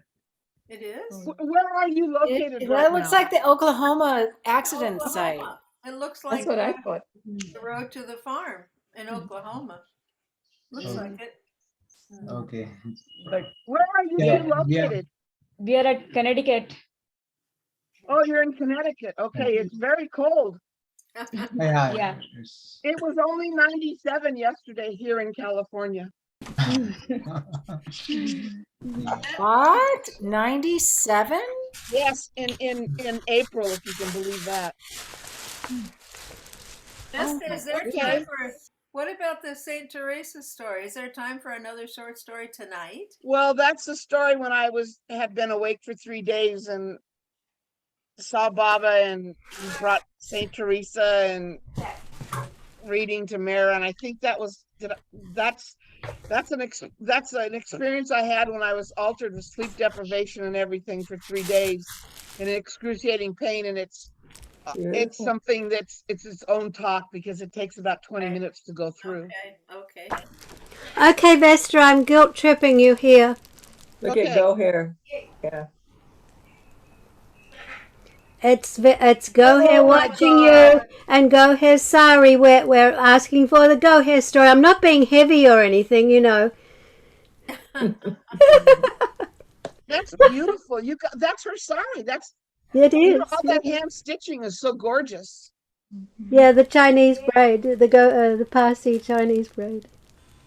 Oh, that's so beautiful. I'm glad you got it. Oh, that's so beautiful. It's quite a responsibility. Yeah. And you'll make sure it goes to where other people can enjoy it for at least 700 years. Oh no, it'll be stuck in a basement for 700 years. I'll go where somebody can see it, But it is silk chiffon. It does have to be handled once a year by an expert, Oh, it's so beautiful. Yeah. That's lovely. Okay, the Go Hair story. 1, 2, 3, go hair. Well, do we have time tonight? I don't know. It's a long. But Let me see. I'll tell you in just 1 second. Does anybody want to stay on still? yeah, Yes. it's only 8:30 out here. Yeah, Okay. Okay. It's only 10:30 and no Okay. school tomorrow. yeah. Spring break. All right. They have Easter break. Oh, say go here. All right. So here we're gonna go here with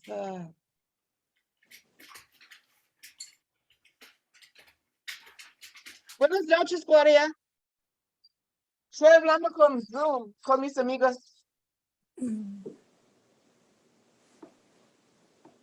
No, yo quiero esta noche, no, pero la yogurt y cottage cheese. Bueno, gracias. All right. Okay. So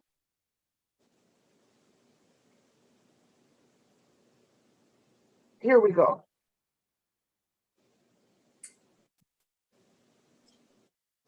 All right.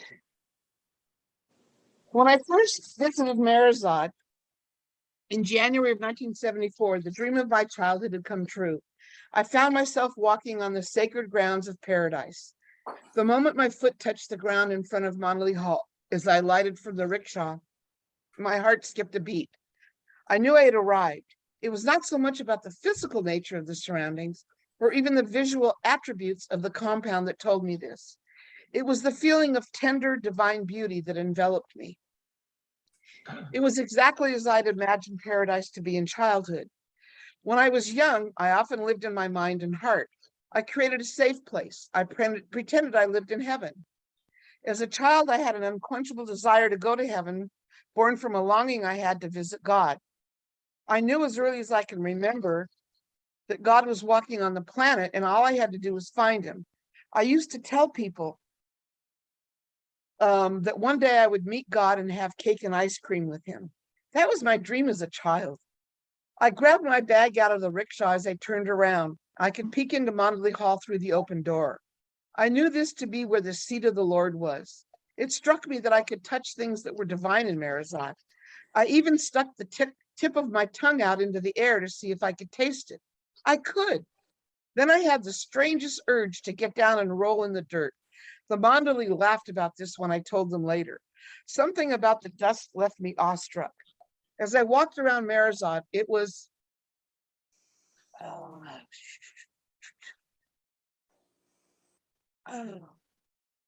see, my fingers don't work. I'm so sorry for these interruptions.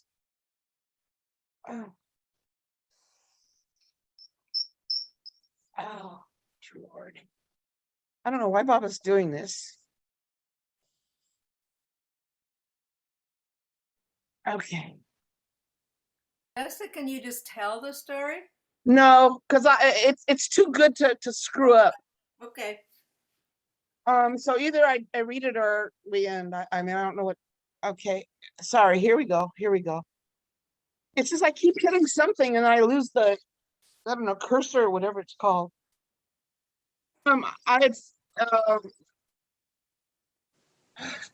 Bless it. Okay, now I can hear.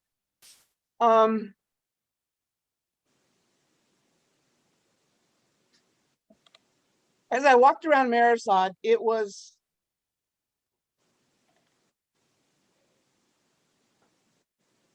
something about the dust left me awestruck. As I walked around, my feet literally, I knew my feet had been literally covered by blessed earth.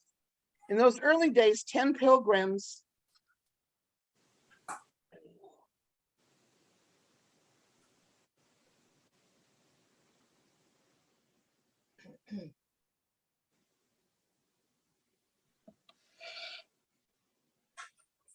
In those early days, 10 pilgrims visiting Meherazad was considered a crowd. I do not remember if anyone else there was my first day, but somehow I felt free to let my imagination dance in Meherazad. It continued for several weeks.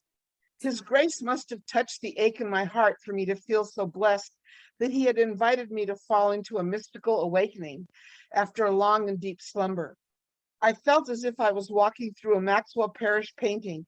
And I kept having Maxwell Parrish come in because I always saw things in pastel at Meherazad at first because it was so soft and warm and inviting.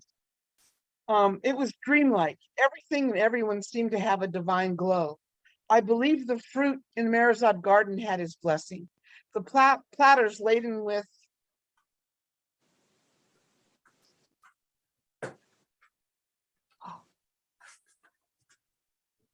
seasonal fruit, such as mangoes, papaya, rumful, cedarful, coconuts, and bananas, most certainly were handpicked by Baba and had his divine kiss to be so sweet and tasty. Unleavened bread shared with pilgrims surely had been baked and crisped by a fire lit by the hands of the Lord. I imagined the towels the chapatis and bakri were wrapped in had been used to dry his hands. I loved walking up and down the veranda while running my hands across the door latches, as I imagined Baba's hands grasping the clasp as he entered the room. I clearly remember thinking, Baba, when he would come over on the men's side, I'm sure he would visit them in their room or go in to see if somebody was there or whatever. So I figured he had touched all the latches that open and close the doors.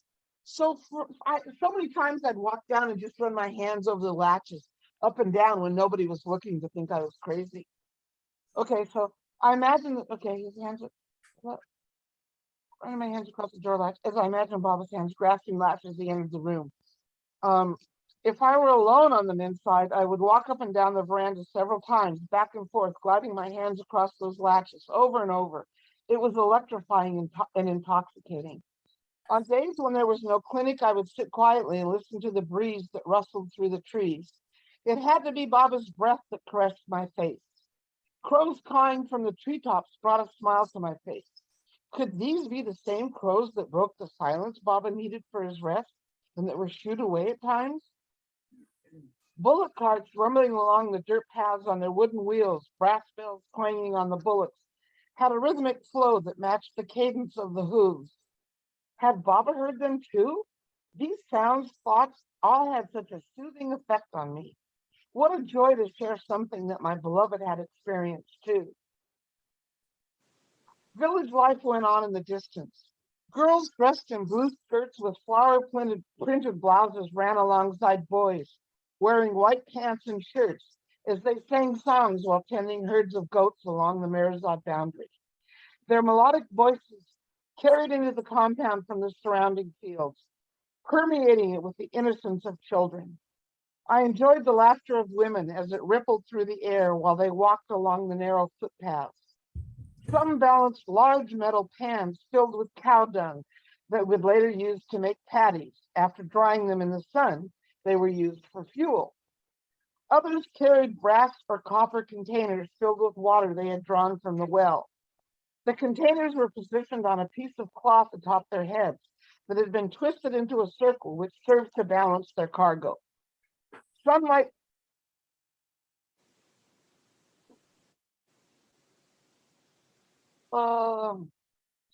sparkled in the droplets of water that had splashed out of the container and trickled down onto their heads while they walked back to the village.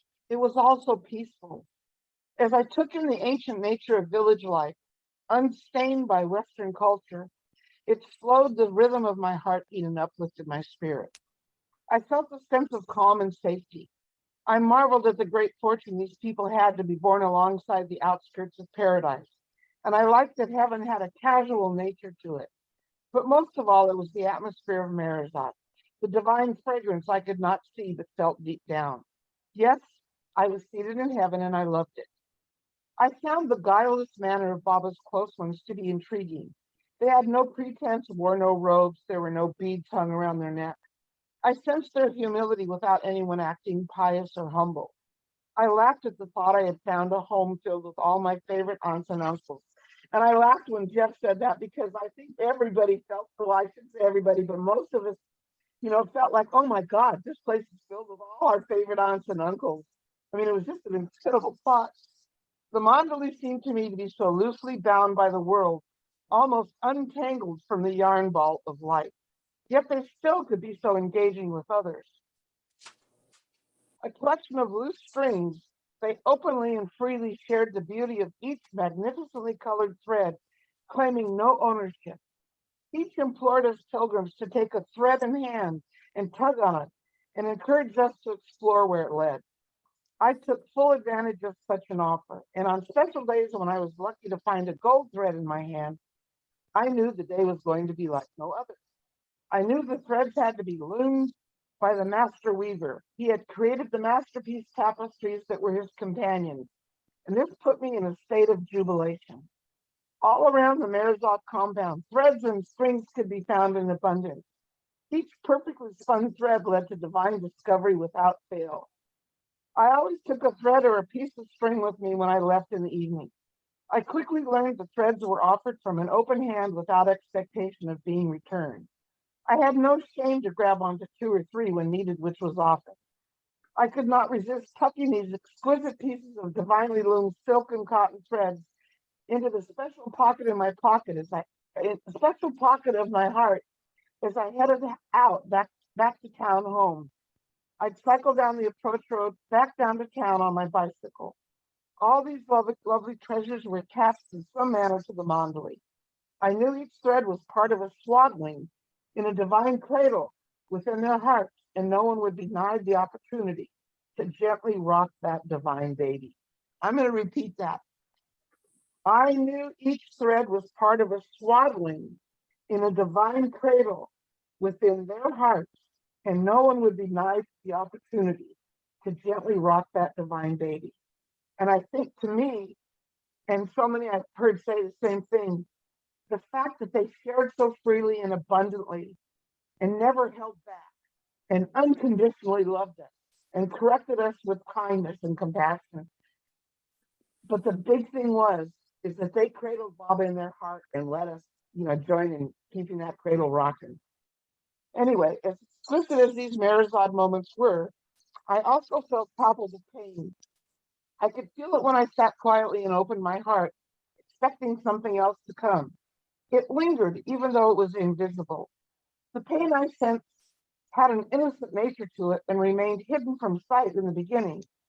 Neither dark or foreboding, I was not overwhelmed emotionally, but when I stilled my mind and sat with closed eyes, I could definitely feel it. The grief and pain ran deep, and each mandali possessed a spiritual strength strong enough to cut through rock, like spring water does as it finds its way out of the mountain. And just like a spring flows from within the mountain to its release, grief must flow outward from within the heart in its own unique purifying process. I wondered, could the purity of the spring water quench the thirst of so many aching hearts? As days became weeks, I learned that each of the mandali had their special time and place where grief was expressed, so bits of their pain could be released. In those early years of the 70s, Dr. Goher used to go into the blue bus just after sunrise before Arti. It was here she found privacy and would weep for Baba. Sometimes she shed soft tears. Other times you could hear her anguish as she spoke to him. She lamented what she believed were her lack of skills as a doctor and to care for her beloved. She begged his forgiveness, apologizing for not being able to help with his physical suffering.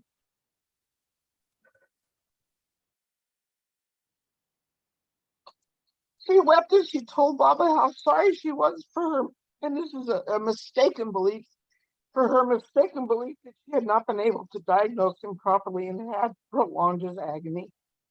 It was heart-wrenching to hear. Several days during the week, I would reach Meherazad at sunrise. Just after sunrise, by the time I had secured my bicycle and reached the edge of the veranda by the kitchen in front of the dispensary, I might hear her at times. I took my cue from the men. Who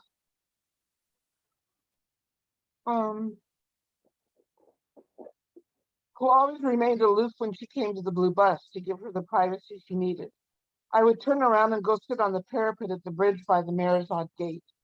I waited to return to the veranda until I could hear the voices of the men, as this was a sign that Goher had returned to the house.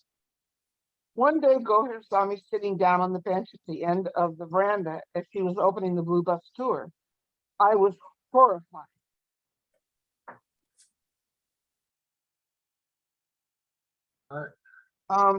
I had not seen her bicycle and thought I was being discreet. When she called out to me, I froze. I thought for sure she was going to scold me for being an intruder, and she was shocked. And I was shocked when she called out, "Come help me up the steps. I want you to help me move the stretcher in the bus so we can clean." I had a moment when I did not know if I should turn and run away or go to her. Without thinking, I replied with a shaky voice, "Go here, I'll go sit on the parapet. I didn't want to disturb you." And then that famous index finger from that soft hand of hers, she extended her index finger. Shaking it at me, she exclaimed, "Are you mad? I'm an old lady, and my legs pain me. Come help me up the stairs and bring your giant body over here and let me put you to work."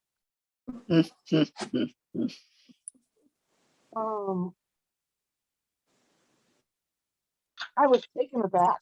When Goher came to the men's side in those early morning hours, we all retreated from the area of the Blue Bus out of respect and to provide the privacy she deserved.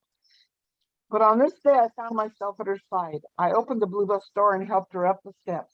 Once inside, Goher showed me how to clean the interior of the bus. She was meticulous with every detail. I'm ashamed to admit this, but I did not feel cleaning the Blue Bus as a privilege to serve Baba. That's how immature I was, not only emotionally, but spiritually. I mean, I was so present and wanting to be with Goher. I never even allowed myself to think what a privilege it was, not only to be asked to help, but to touch things and move things and whatever that were used during his advent. So anyway, instead, I loved the opportunity for an intimate moment of shared love with Goher because it comforted my own pain. At the time, I was barely 23 years old and struggling to remain tethered to the planet. I wouldn't be 24 for another 6 months. I was so self-absorbed in my own misery that I carried out such a sacred duty with ulterior, selfish motives. I would have cleaned the Blue Bus 10 times over just for those few minutes alone with Goher. It was the only reward that meant anything to me. The magnitude of this lost opportunity to be gracious in those Baba moments of his grace not hit me till years later. I now know that I squandered so much at Meherazad because so often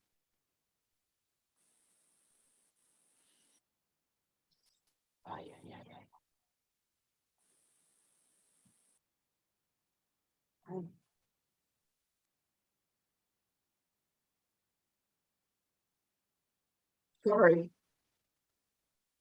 Okay, I now know that when I wrapped myself in the pain I had not yet let go of, it cost me so much. I trust in his wisdom that there was a reason for this cavalier attitude I was trapped in. In the beginning of my time at Meherazad, I was possessed by my own survival needs. It was a constant struggle to behave normally and hide my upset from the mandali and others. I have so many regrets about some of my sentiments in those early days, especially the time spent in Baba's Blue Bus with Goher. My focus on myself and Goher, I squandered his grace in those sacred moments. Now, in my waning 70 years of age, I return to those times of staying in Meherazad, and Baba allows me to relish anew. His grace allows me to relive the comfort he gave me, and I cherish each memory. I give thanks to Baba for all that he poured into a cracked vessel, even though so much of it leaked out at the time. I realize now that he showered his compassion on me despite my careless nature and spiritual immaturity. He did not punish me for the cavalier attitude I had about his grace. Instead, Baba picked up my broken spirit, repaired the chalice that held my life, and made it strong and whole. He knew I would eventually come to my senses. His love helped me overcome my weakness as he blessed me with his grace through his mandali, even when I did not recognize it as his gift.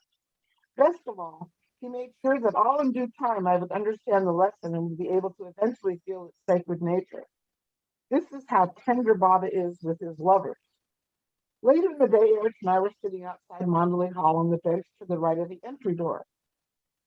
Um, and what we were doing is we were facing that outbuilding that goes out to the parking area. I was reviewing some clinic paperwork and he was reading the newspaper. When done, he placed the paper to his side, laying it on the bench. He then reached over and gave my knee a tight slap. With a wad of pond tucked in his cheek, which is a special leaf that is folded into a pouch after being filled with spices, digestives, and a white lime paste, he began to chuckle. Again, his Eruch was chuckling. He knew something was coming. So I said to him my usual question, "What's so funny?"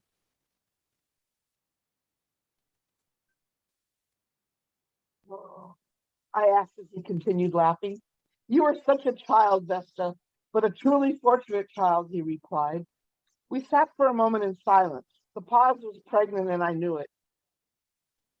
I had learned to wait quietly and not to speak when I sensed Eruch was going to say something profound or make a statement that would shake me up a bit. I'm sure all of us have had those feelings, you weren't quite sure what was coming next. "You are quite a naughty child, yet he showers you with presents." He had my attention when he said this. He was looking out in the distance before he turned and looked in my eyes and said, "Goher trusts you. Don't ever let her down." Tears were in his eyes. He placed his index finger near each of his ears. He placed his index finger near each of my ears and with his thumbs wiped my tears ever so gently. A few tears had started to overflow from the moat that my lower lid had become, and he never let them drop to my chest with this kind gesture. Then, holding my chin in his hand, he stared into my eyes with so much love. Tears continued to well up and began trickling down my face, but he caught them all. Several seconds passed before he got up and went to his room, leaving a faint scent of roses trailing behind him. Nothing more was ever said between us about this. That was the thing. I had, and I'm sure there's got to be hundreds of experiences like this where you learned a lesson and the lesson was over and then nothing else was ever said. It wasn't like 2 weeks later you get into an argument and said, "Oh yeah, well, remember when you," they never did that. You got the lesson, either you picked it up or you didn't. And if you needed to learn it again, they'd point it out. But they never weaponized any criticism or anything with you. It was just remarkable. Anyway, after Eruch's comment, my understanding took on a deeper meaning. Now, when I arrived at Meherazad before Goher would come to the blue bus, I sat on the cement bench and waited for the sound of her bicycle pedals and for the kickstand to scrape the stone. I sat there in case she called me again. When I saw her, I retreated to the dispensary in the room which was opposite end of the veranda from the blue bus. After a few minutes, I would come outside and go down and sit on the bench opposite the mandali hall door. When Goher exited the blue bus, I would help her safely down the steps. Sometimes she would smile, other times she would say thank you as she squeezed my hand. She would then hop on her bicycle and ride back to the women's side for Archie. At this time in early 1974, I think it was 75 because I didn't cut it. That's the wrong year, it's 75. I was not staying at Meherazad, so I remained on the men's side and would have tea with them after taking darshan and saying prayers in the hall at his chair. As I sat on the bench,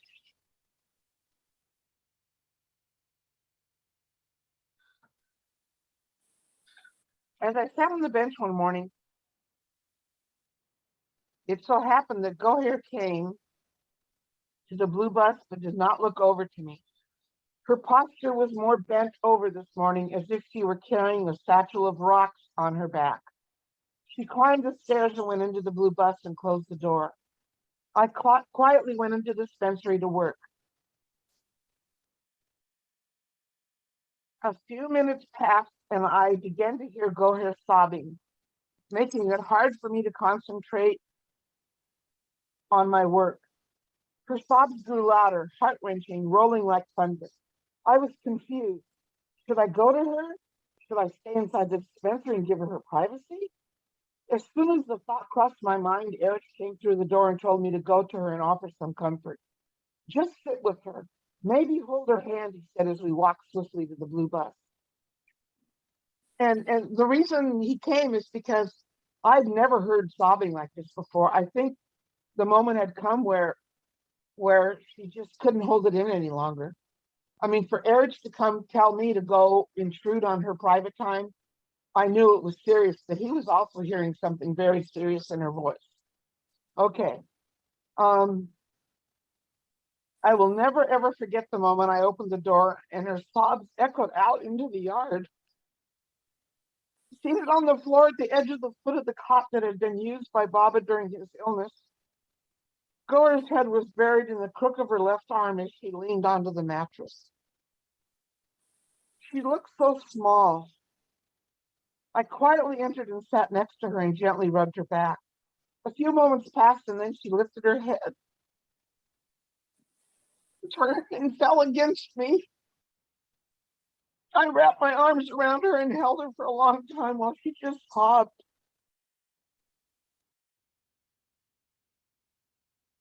I was deeply moved, and this time my tears fell out of the empathy I felt for her grief and not my own pain. Because of the deep love I felt for Goher and by his grace, I experienced kind of a paradigm shift in Baba's blue bus while he showered us both with unconditional love. My own pain was now seated in the back seat and not at the wheel of the vehicle I had been trapped in as I rambled down the road of my life. I will never forget the intimacy of this moment, ever. Goher's moment of outward anguish began to lessen. This happened after that incident in the blue bus. She could go inside the bus to dust or look at his images and bow her head in surrender without becoming overwhelmed with grief. Tears might flow, but sobbing became infrequent. While I gently opened the blue bus door, I often saw her sitting quietly, contemplative, head bowed at the foot of the cot inside. Sometimes she would ask me to come inside to help move items to clean. While we swept and dusted or used a moist cloth for cleaning, she would tell me in a soft, reverential tone of the times he was ill or how Baba suffered uncontrollable body and painful body jerks. One story she always told of in a hushed tone was about the 52 Prague accident in Oklahoma.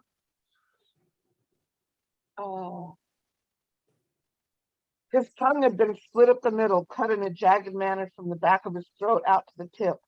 Blood had poured from the wound. In detail, she told me how she held Baba's hand while the doctor did the suture repair. During the entire procedure, Baba was furiously signing to go here with his other hand not to let him utter a sound. Don't let me break my silence, he kept repeating. Don't let me break my silence, he kept repeating. She said there was an urgency in his gestures. The awe I experienced each time she told me this story never left. And I heard this story over and over because that had to been something for her to have the avatar who had a vow of silence clutch her, have his hand clutched in hers while telling her not to let him break his silence. Because, stitching your tongue is no joke.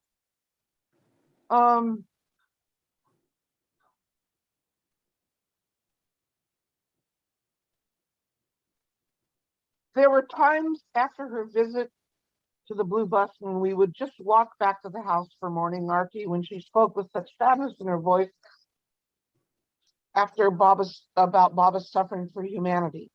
As I learned about the suffering of the avatar and what he takes on for us, it was humbling, most certainly an exquisite example of his divinity. Now I can hear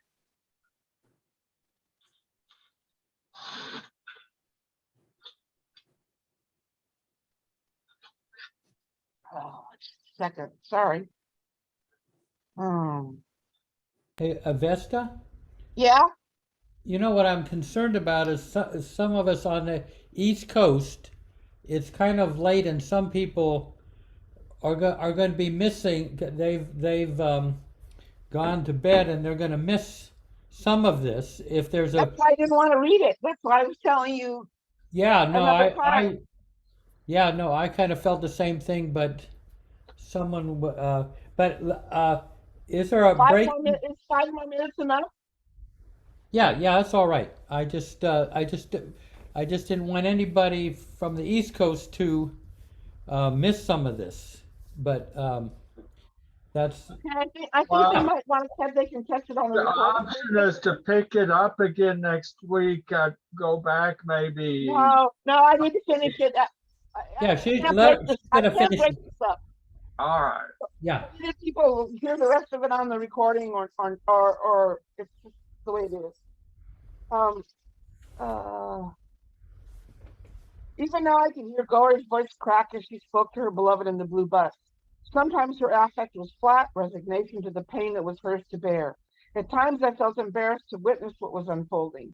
I felt at a loss about how to provide the comfort Gauri deserved versus the privacy she may have needed. I had quietly mentioned to Arnavas what was happening, so she would know I felt inadequate at times. In her usual manner, she advised me to just be with Goher and trust I would know when she needed gentle and quiet comfort or just wanted privacy. You'll know what she needs when she needs to be held. Trust your heart, she'd say. Your heart is already guiding you. Goher invited you to be at her side right now. Arnavas told me she was glad Goher could talk about the medical difficulties she felt while treating Baba because it seemed to lessen the burden of guilt she felt. Arnavas thought this helped move her through the grief she was feeling after Baba left his form. She would often kiss my cheek after encouraging me to be gentle with Goher. The love and respect these two women had for each other was beautiful to see. When I first came to Meherazad, Arnavas explained to me about Baba's order to the women to protect Mera's mood, telling me the women did not openly share the grief they felt over Baba dropping his physical form. They purposely never discussed with each other the sadness and pain they felt because they wanted to avoid the possibility Mera might overhear their conversation and it would cause her more pain and sorrow. Instead, they dedicated the rest of their lives to the obedience of Baba's request to protect Mera. They found private moments to grieve in solitude, for Mera would not see or hear them weep for Baba. Mera was to live her life with as little upset as possible, and Baba expected them to keep the atmosphere light, free from distress and upset. This was Baba's wish, and they took this surrender to his pleasure as a sacred duty. Arnavas then took my hand in hers and told me, "We expect the same of you, Madhavacha. Don't argue with Mera, don't ever ignore her, and watch what you say so you are not a source of any upset." Each of the women found their place of privacy and allowed them needed time to grieve for Baba without upsetting Mera. Goher found her rested in the blue bus. With each passing day, Goher was able to share her life with Baba without becoming overcome by the anguish she felt. When the men no longer scattered when we came over early in the morning, I took it as another sign she felt better. The men went about their morning activity but were quiet when she came there. As we tidied the blue bus, she told me that when pilgrims asked endless questions about life with Baba, it helped the mandali heal from the shock of losing his physical form. This made me happy, and I saw how perfect his plan is for his lovers, how perfect his care and compassion are for each. When we share his love with each other, the benevolence of the gift increases. One night, while chatting on the men's side with Mani, Goher, Arnavas, Naja, Ranu, Pendu, Bao, and Oliva about Baba dropping his physical form, in passing, I said how lucky they all were to live with God. I told them that this was my childhood dream, to live with God and eat cake and ice cream. Holding his arms stretched upward, both hands with palms facing upward, Eric's comment, and he told this to many of us. We took care of the man who was God. He paused before continuing. Too often, all of us took Baba's status for granted. You pilgrims come to his home already knowing Baba was God. You all accept this without question. After another pause, he continued, you have the conviction Baba is the avatar, even though you never saw him. His voice had a slight break in it as he paused again to regain his composure. In quotes, you ask so many questions and look to us for answers. Never doubt your questions are significant. Know that we didn't have time for questions with Baba. He glanced out into the distance. In quotes, you want to know how we felt and what we thought. You ask about his eyes and demand we describe them in detail. We never sat around and talked like this about Baba. He cleared his throat before continuing, in quotes. You want to know what it was like for me to be with him and to look at his hands as I interpreted his gestures and not get to look at his face? It's all of you who made me realize I was looking at his face as well to understand how to express his message and what emotion he wanted to convey. I knew Baba's expressions, the lines on his face, the various looks in his eyes. And I have to remember the details to find the words to share with you about what I saw during those times. You all bring those gifts to us. I tell you, that was such a beautiful thing to be told as pilgrims who were just so thirsty to ask questions, and to hear that from those who served him, that we basically brought God to them who served the man who was God. I mean, that was such a beautiful concept. Anyway, Eruch seemed to have traveled back in time to be held captive by those sacred moments with his beloved. We all sat quietly, waiting for him to continue. You asked about the center of his body, the shape of his fingers as he tapped the armrest or gestured. You want to know what it felt like to study him in those later years. You want details about daily life of the man whose human form embodied the Lord. You force us to remember him in a manner we did not really think about when we served him. Again, he struggled to compose himself. Eruch,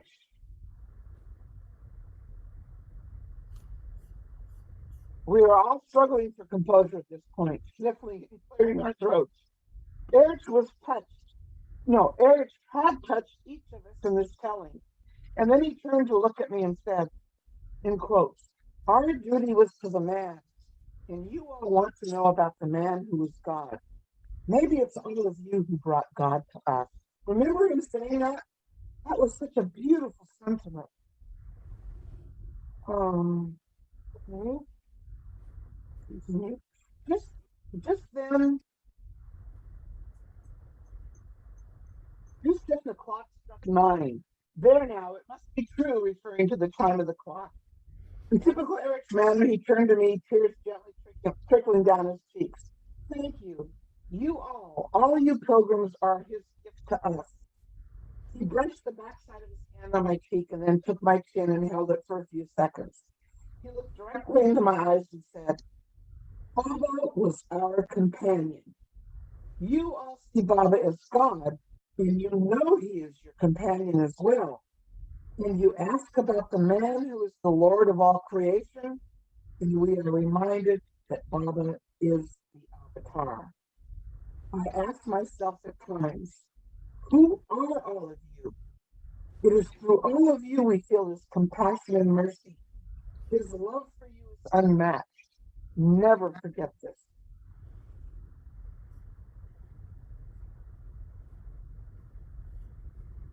I was 24 years old and had found spiritual wisdom in a shared truth that empowers us all. Jai Baba. Beautiful. That's only 8 minutes over. What's that? It's only 8 minutes over. I apologize. Yeah, no, that's good. So let's have a few moments of silence, and then just like to say, you people on the West Coast, you got it made, but some of the people like Jasim has to go to work tomorrow morning, and he's the host. So here's what. So next week we have Goer and Flying Saucers, and so let's have a few moments of silence before we go on.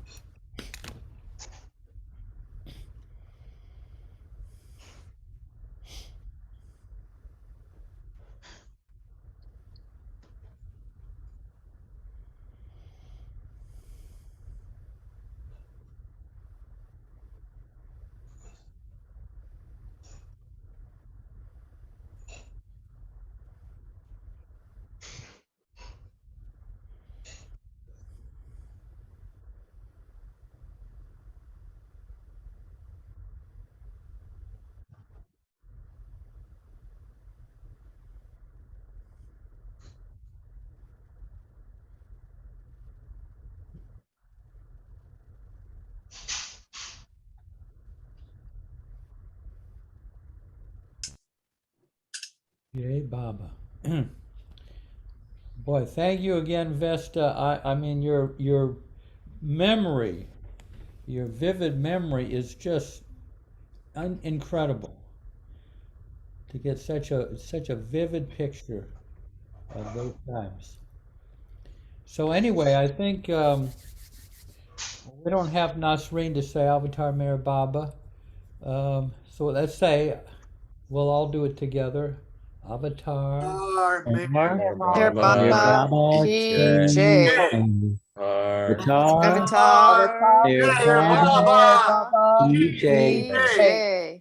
Avatar. Avatar Meher Baba Ki Jai. Yay. Thank you again, and we'll see you guys. I hope to see all you next week. And yeah, thank you. Thank you, Vesta. Again, Vesta. Thank you, Vesta. Thank you, Thank Vesta. you, Vesta. Thank all of you. Vesta. Jai Jai Baba. Baba. Yeah, Baba. Jai Baba. Hey, Baba. What is next? Jai Baba. And Vesta, you don't realize your camera came on there toward the end, but we've been just seeing your forehead mainly and your glasses.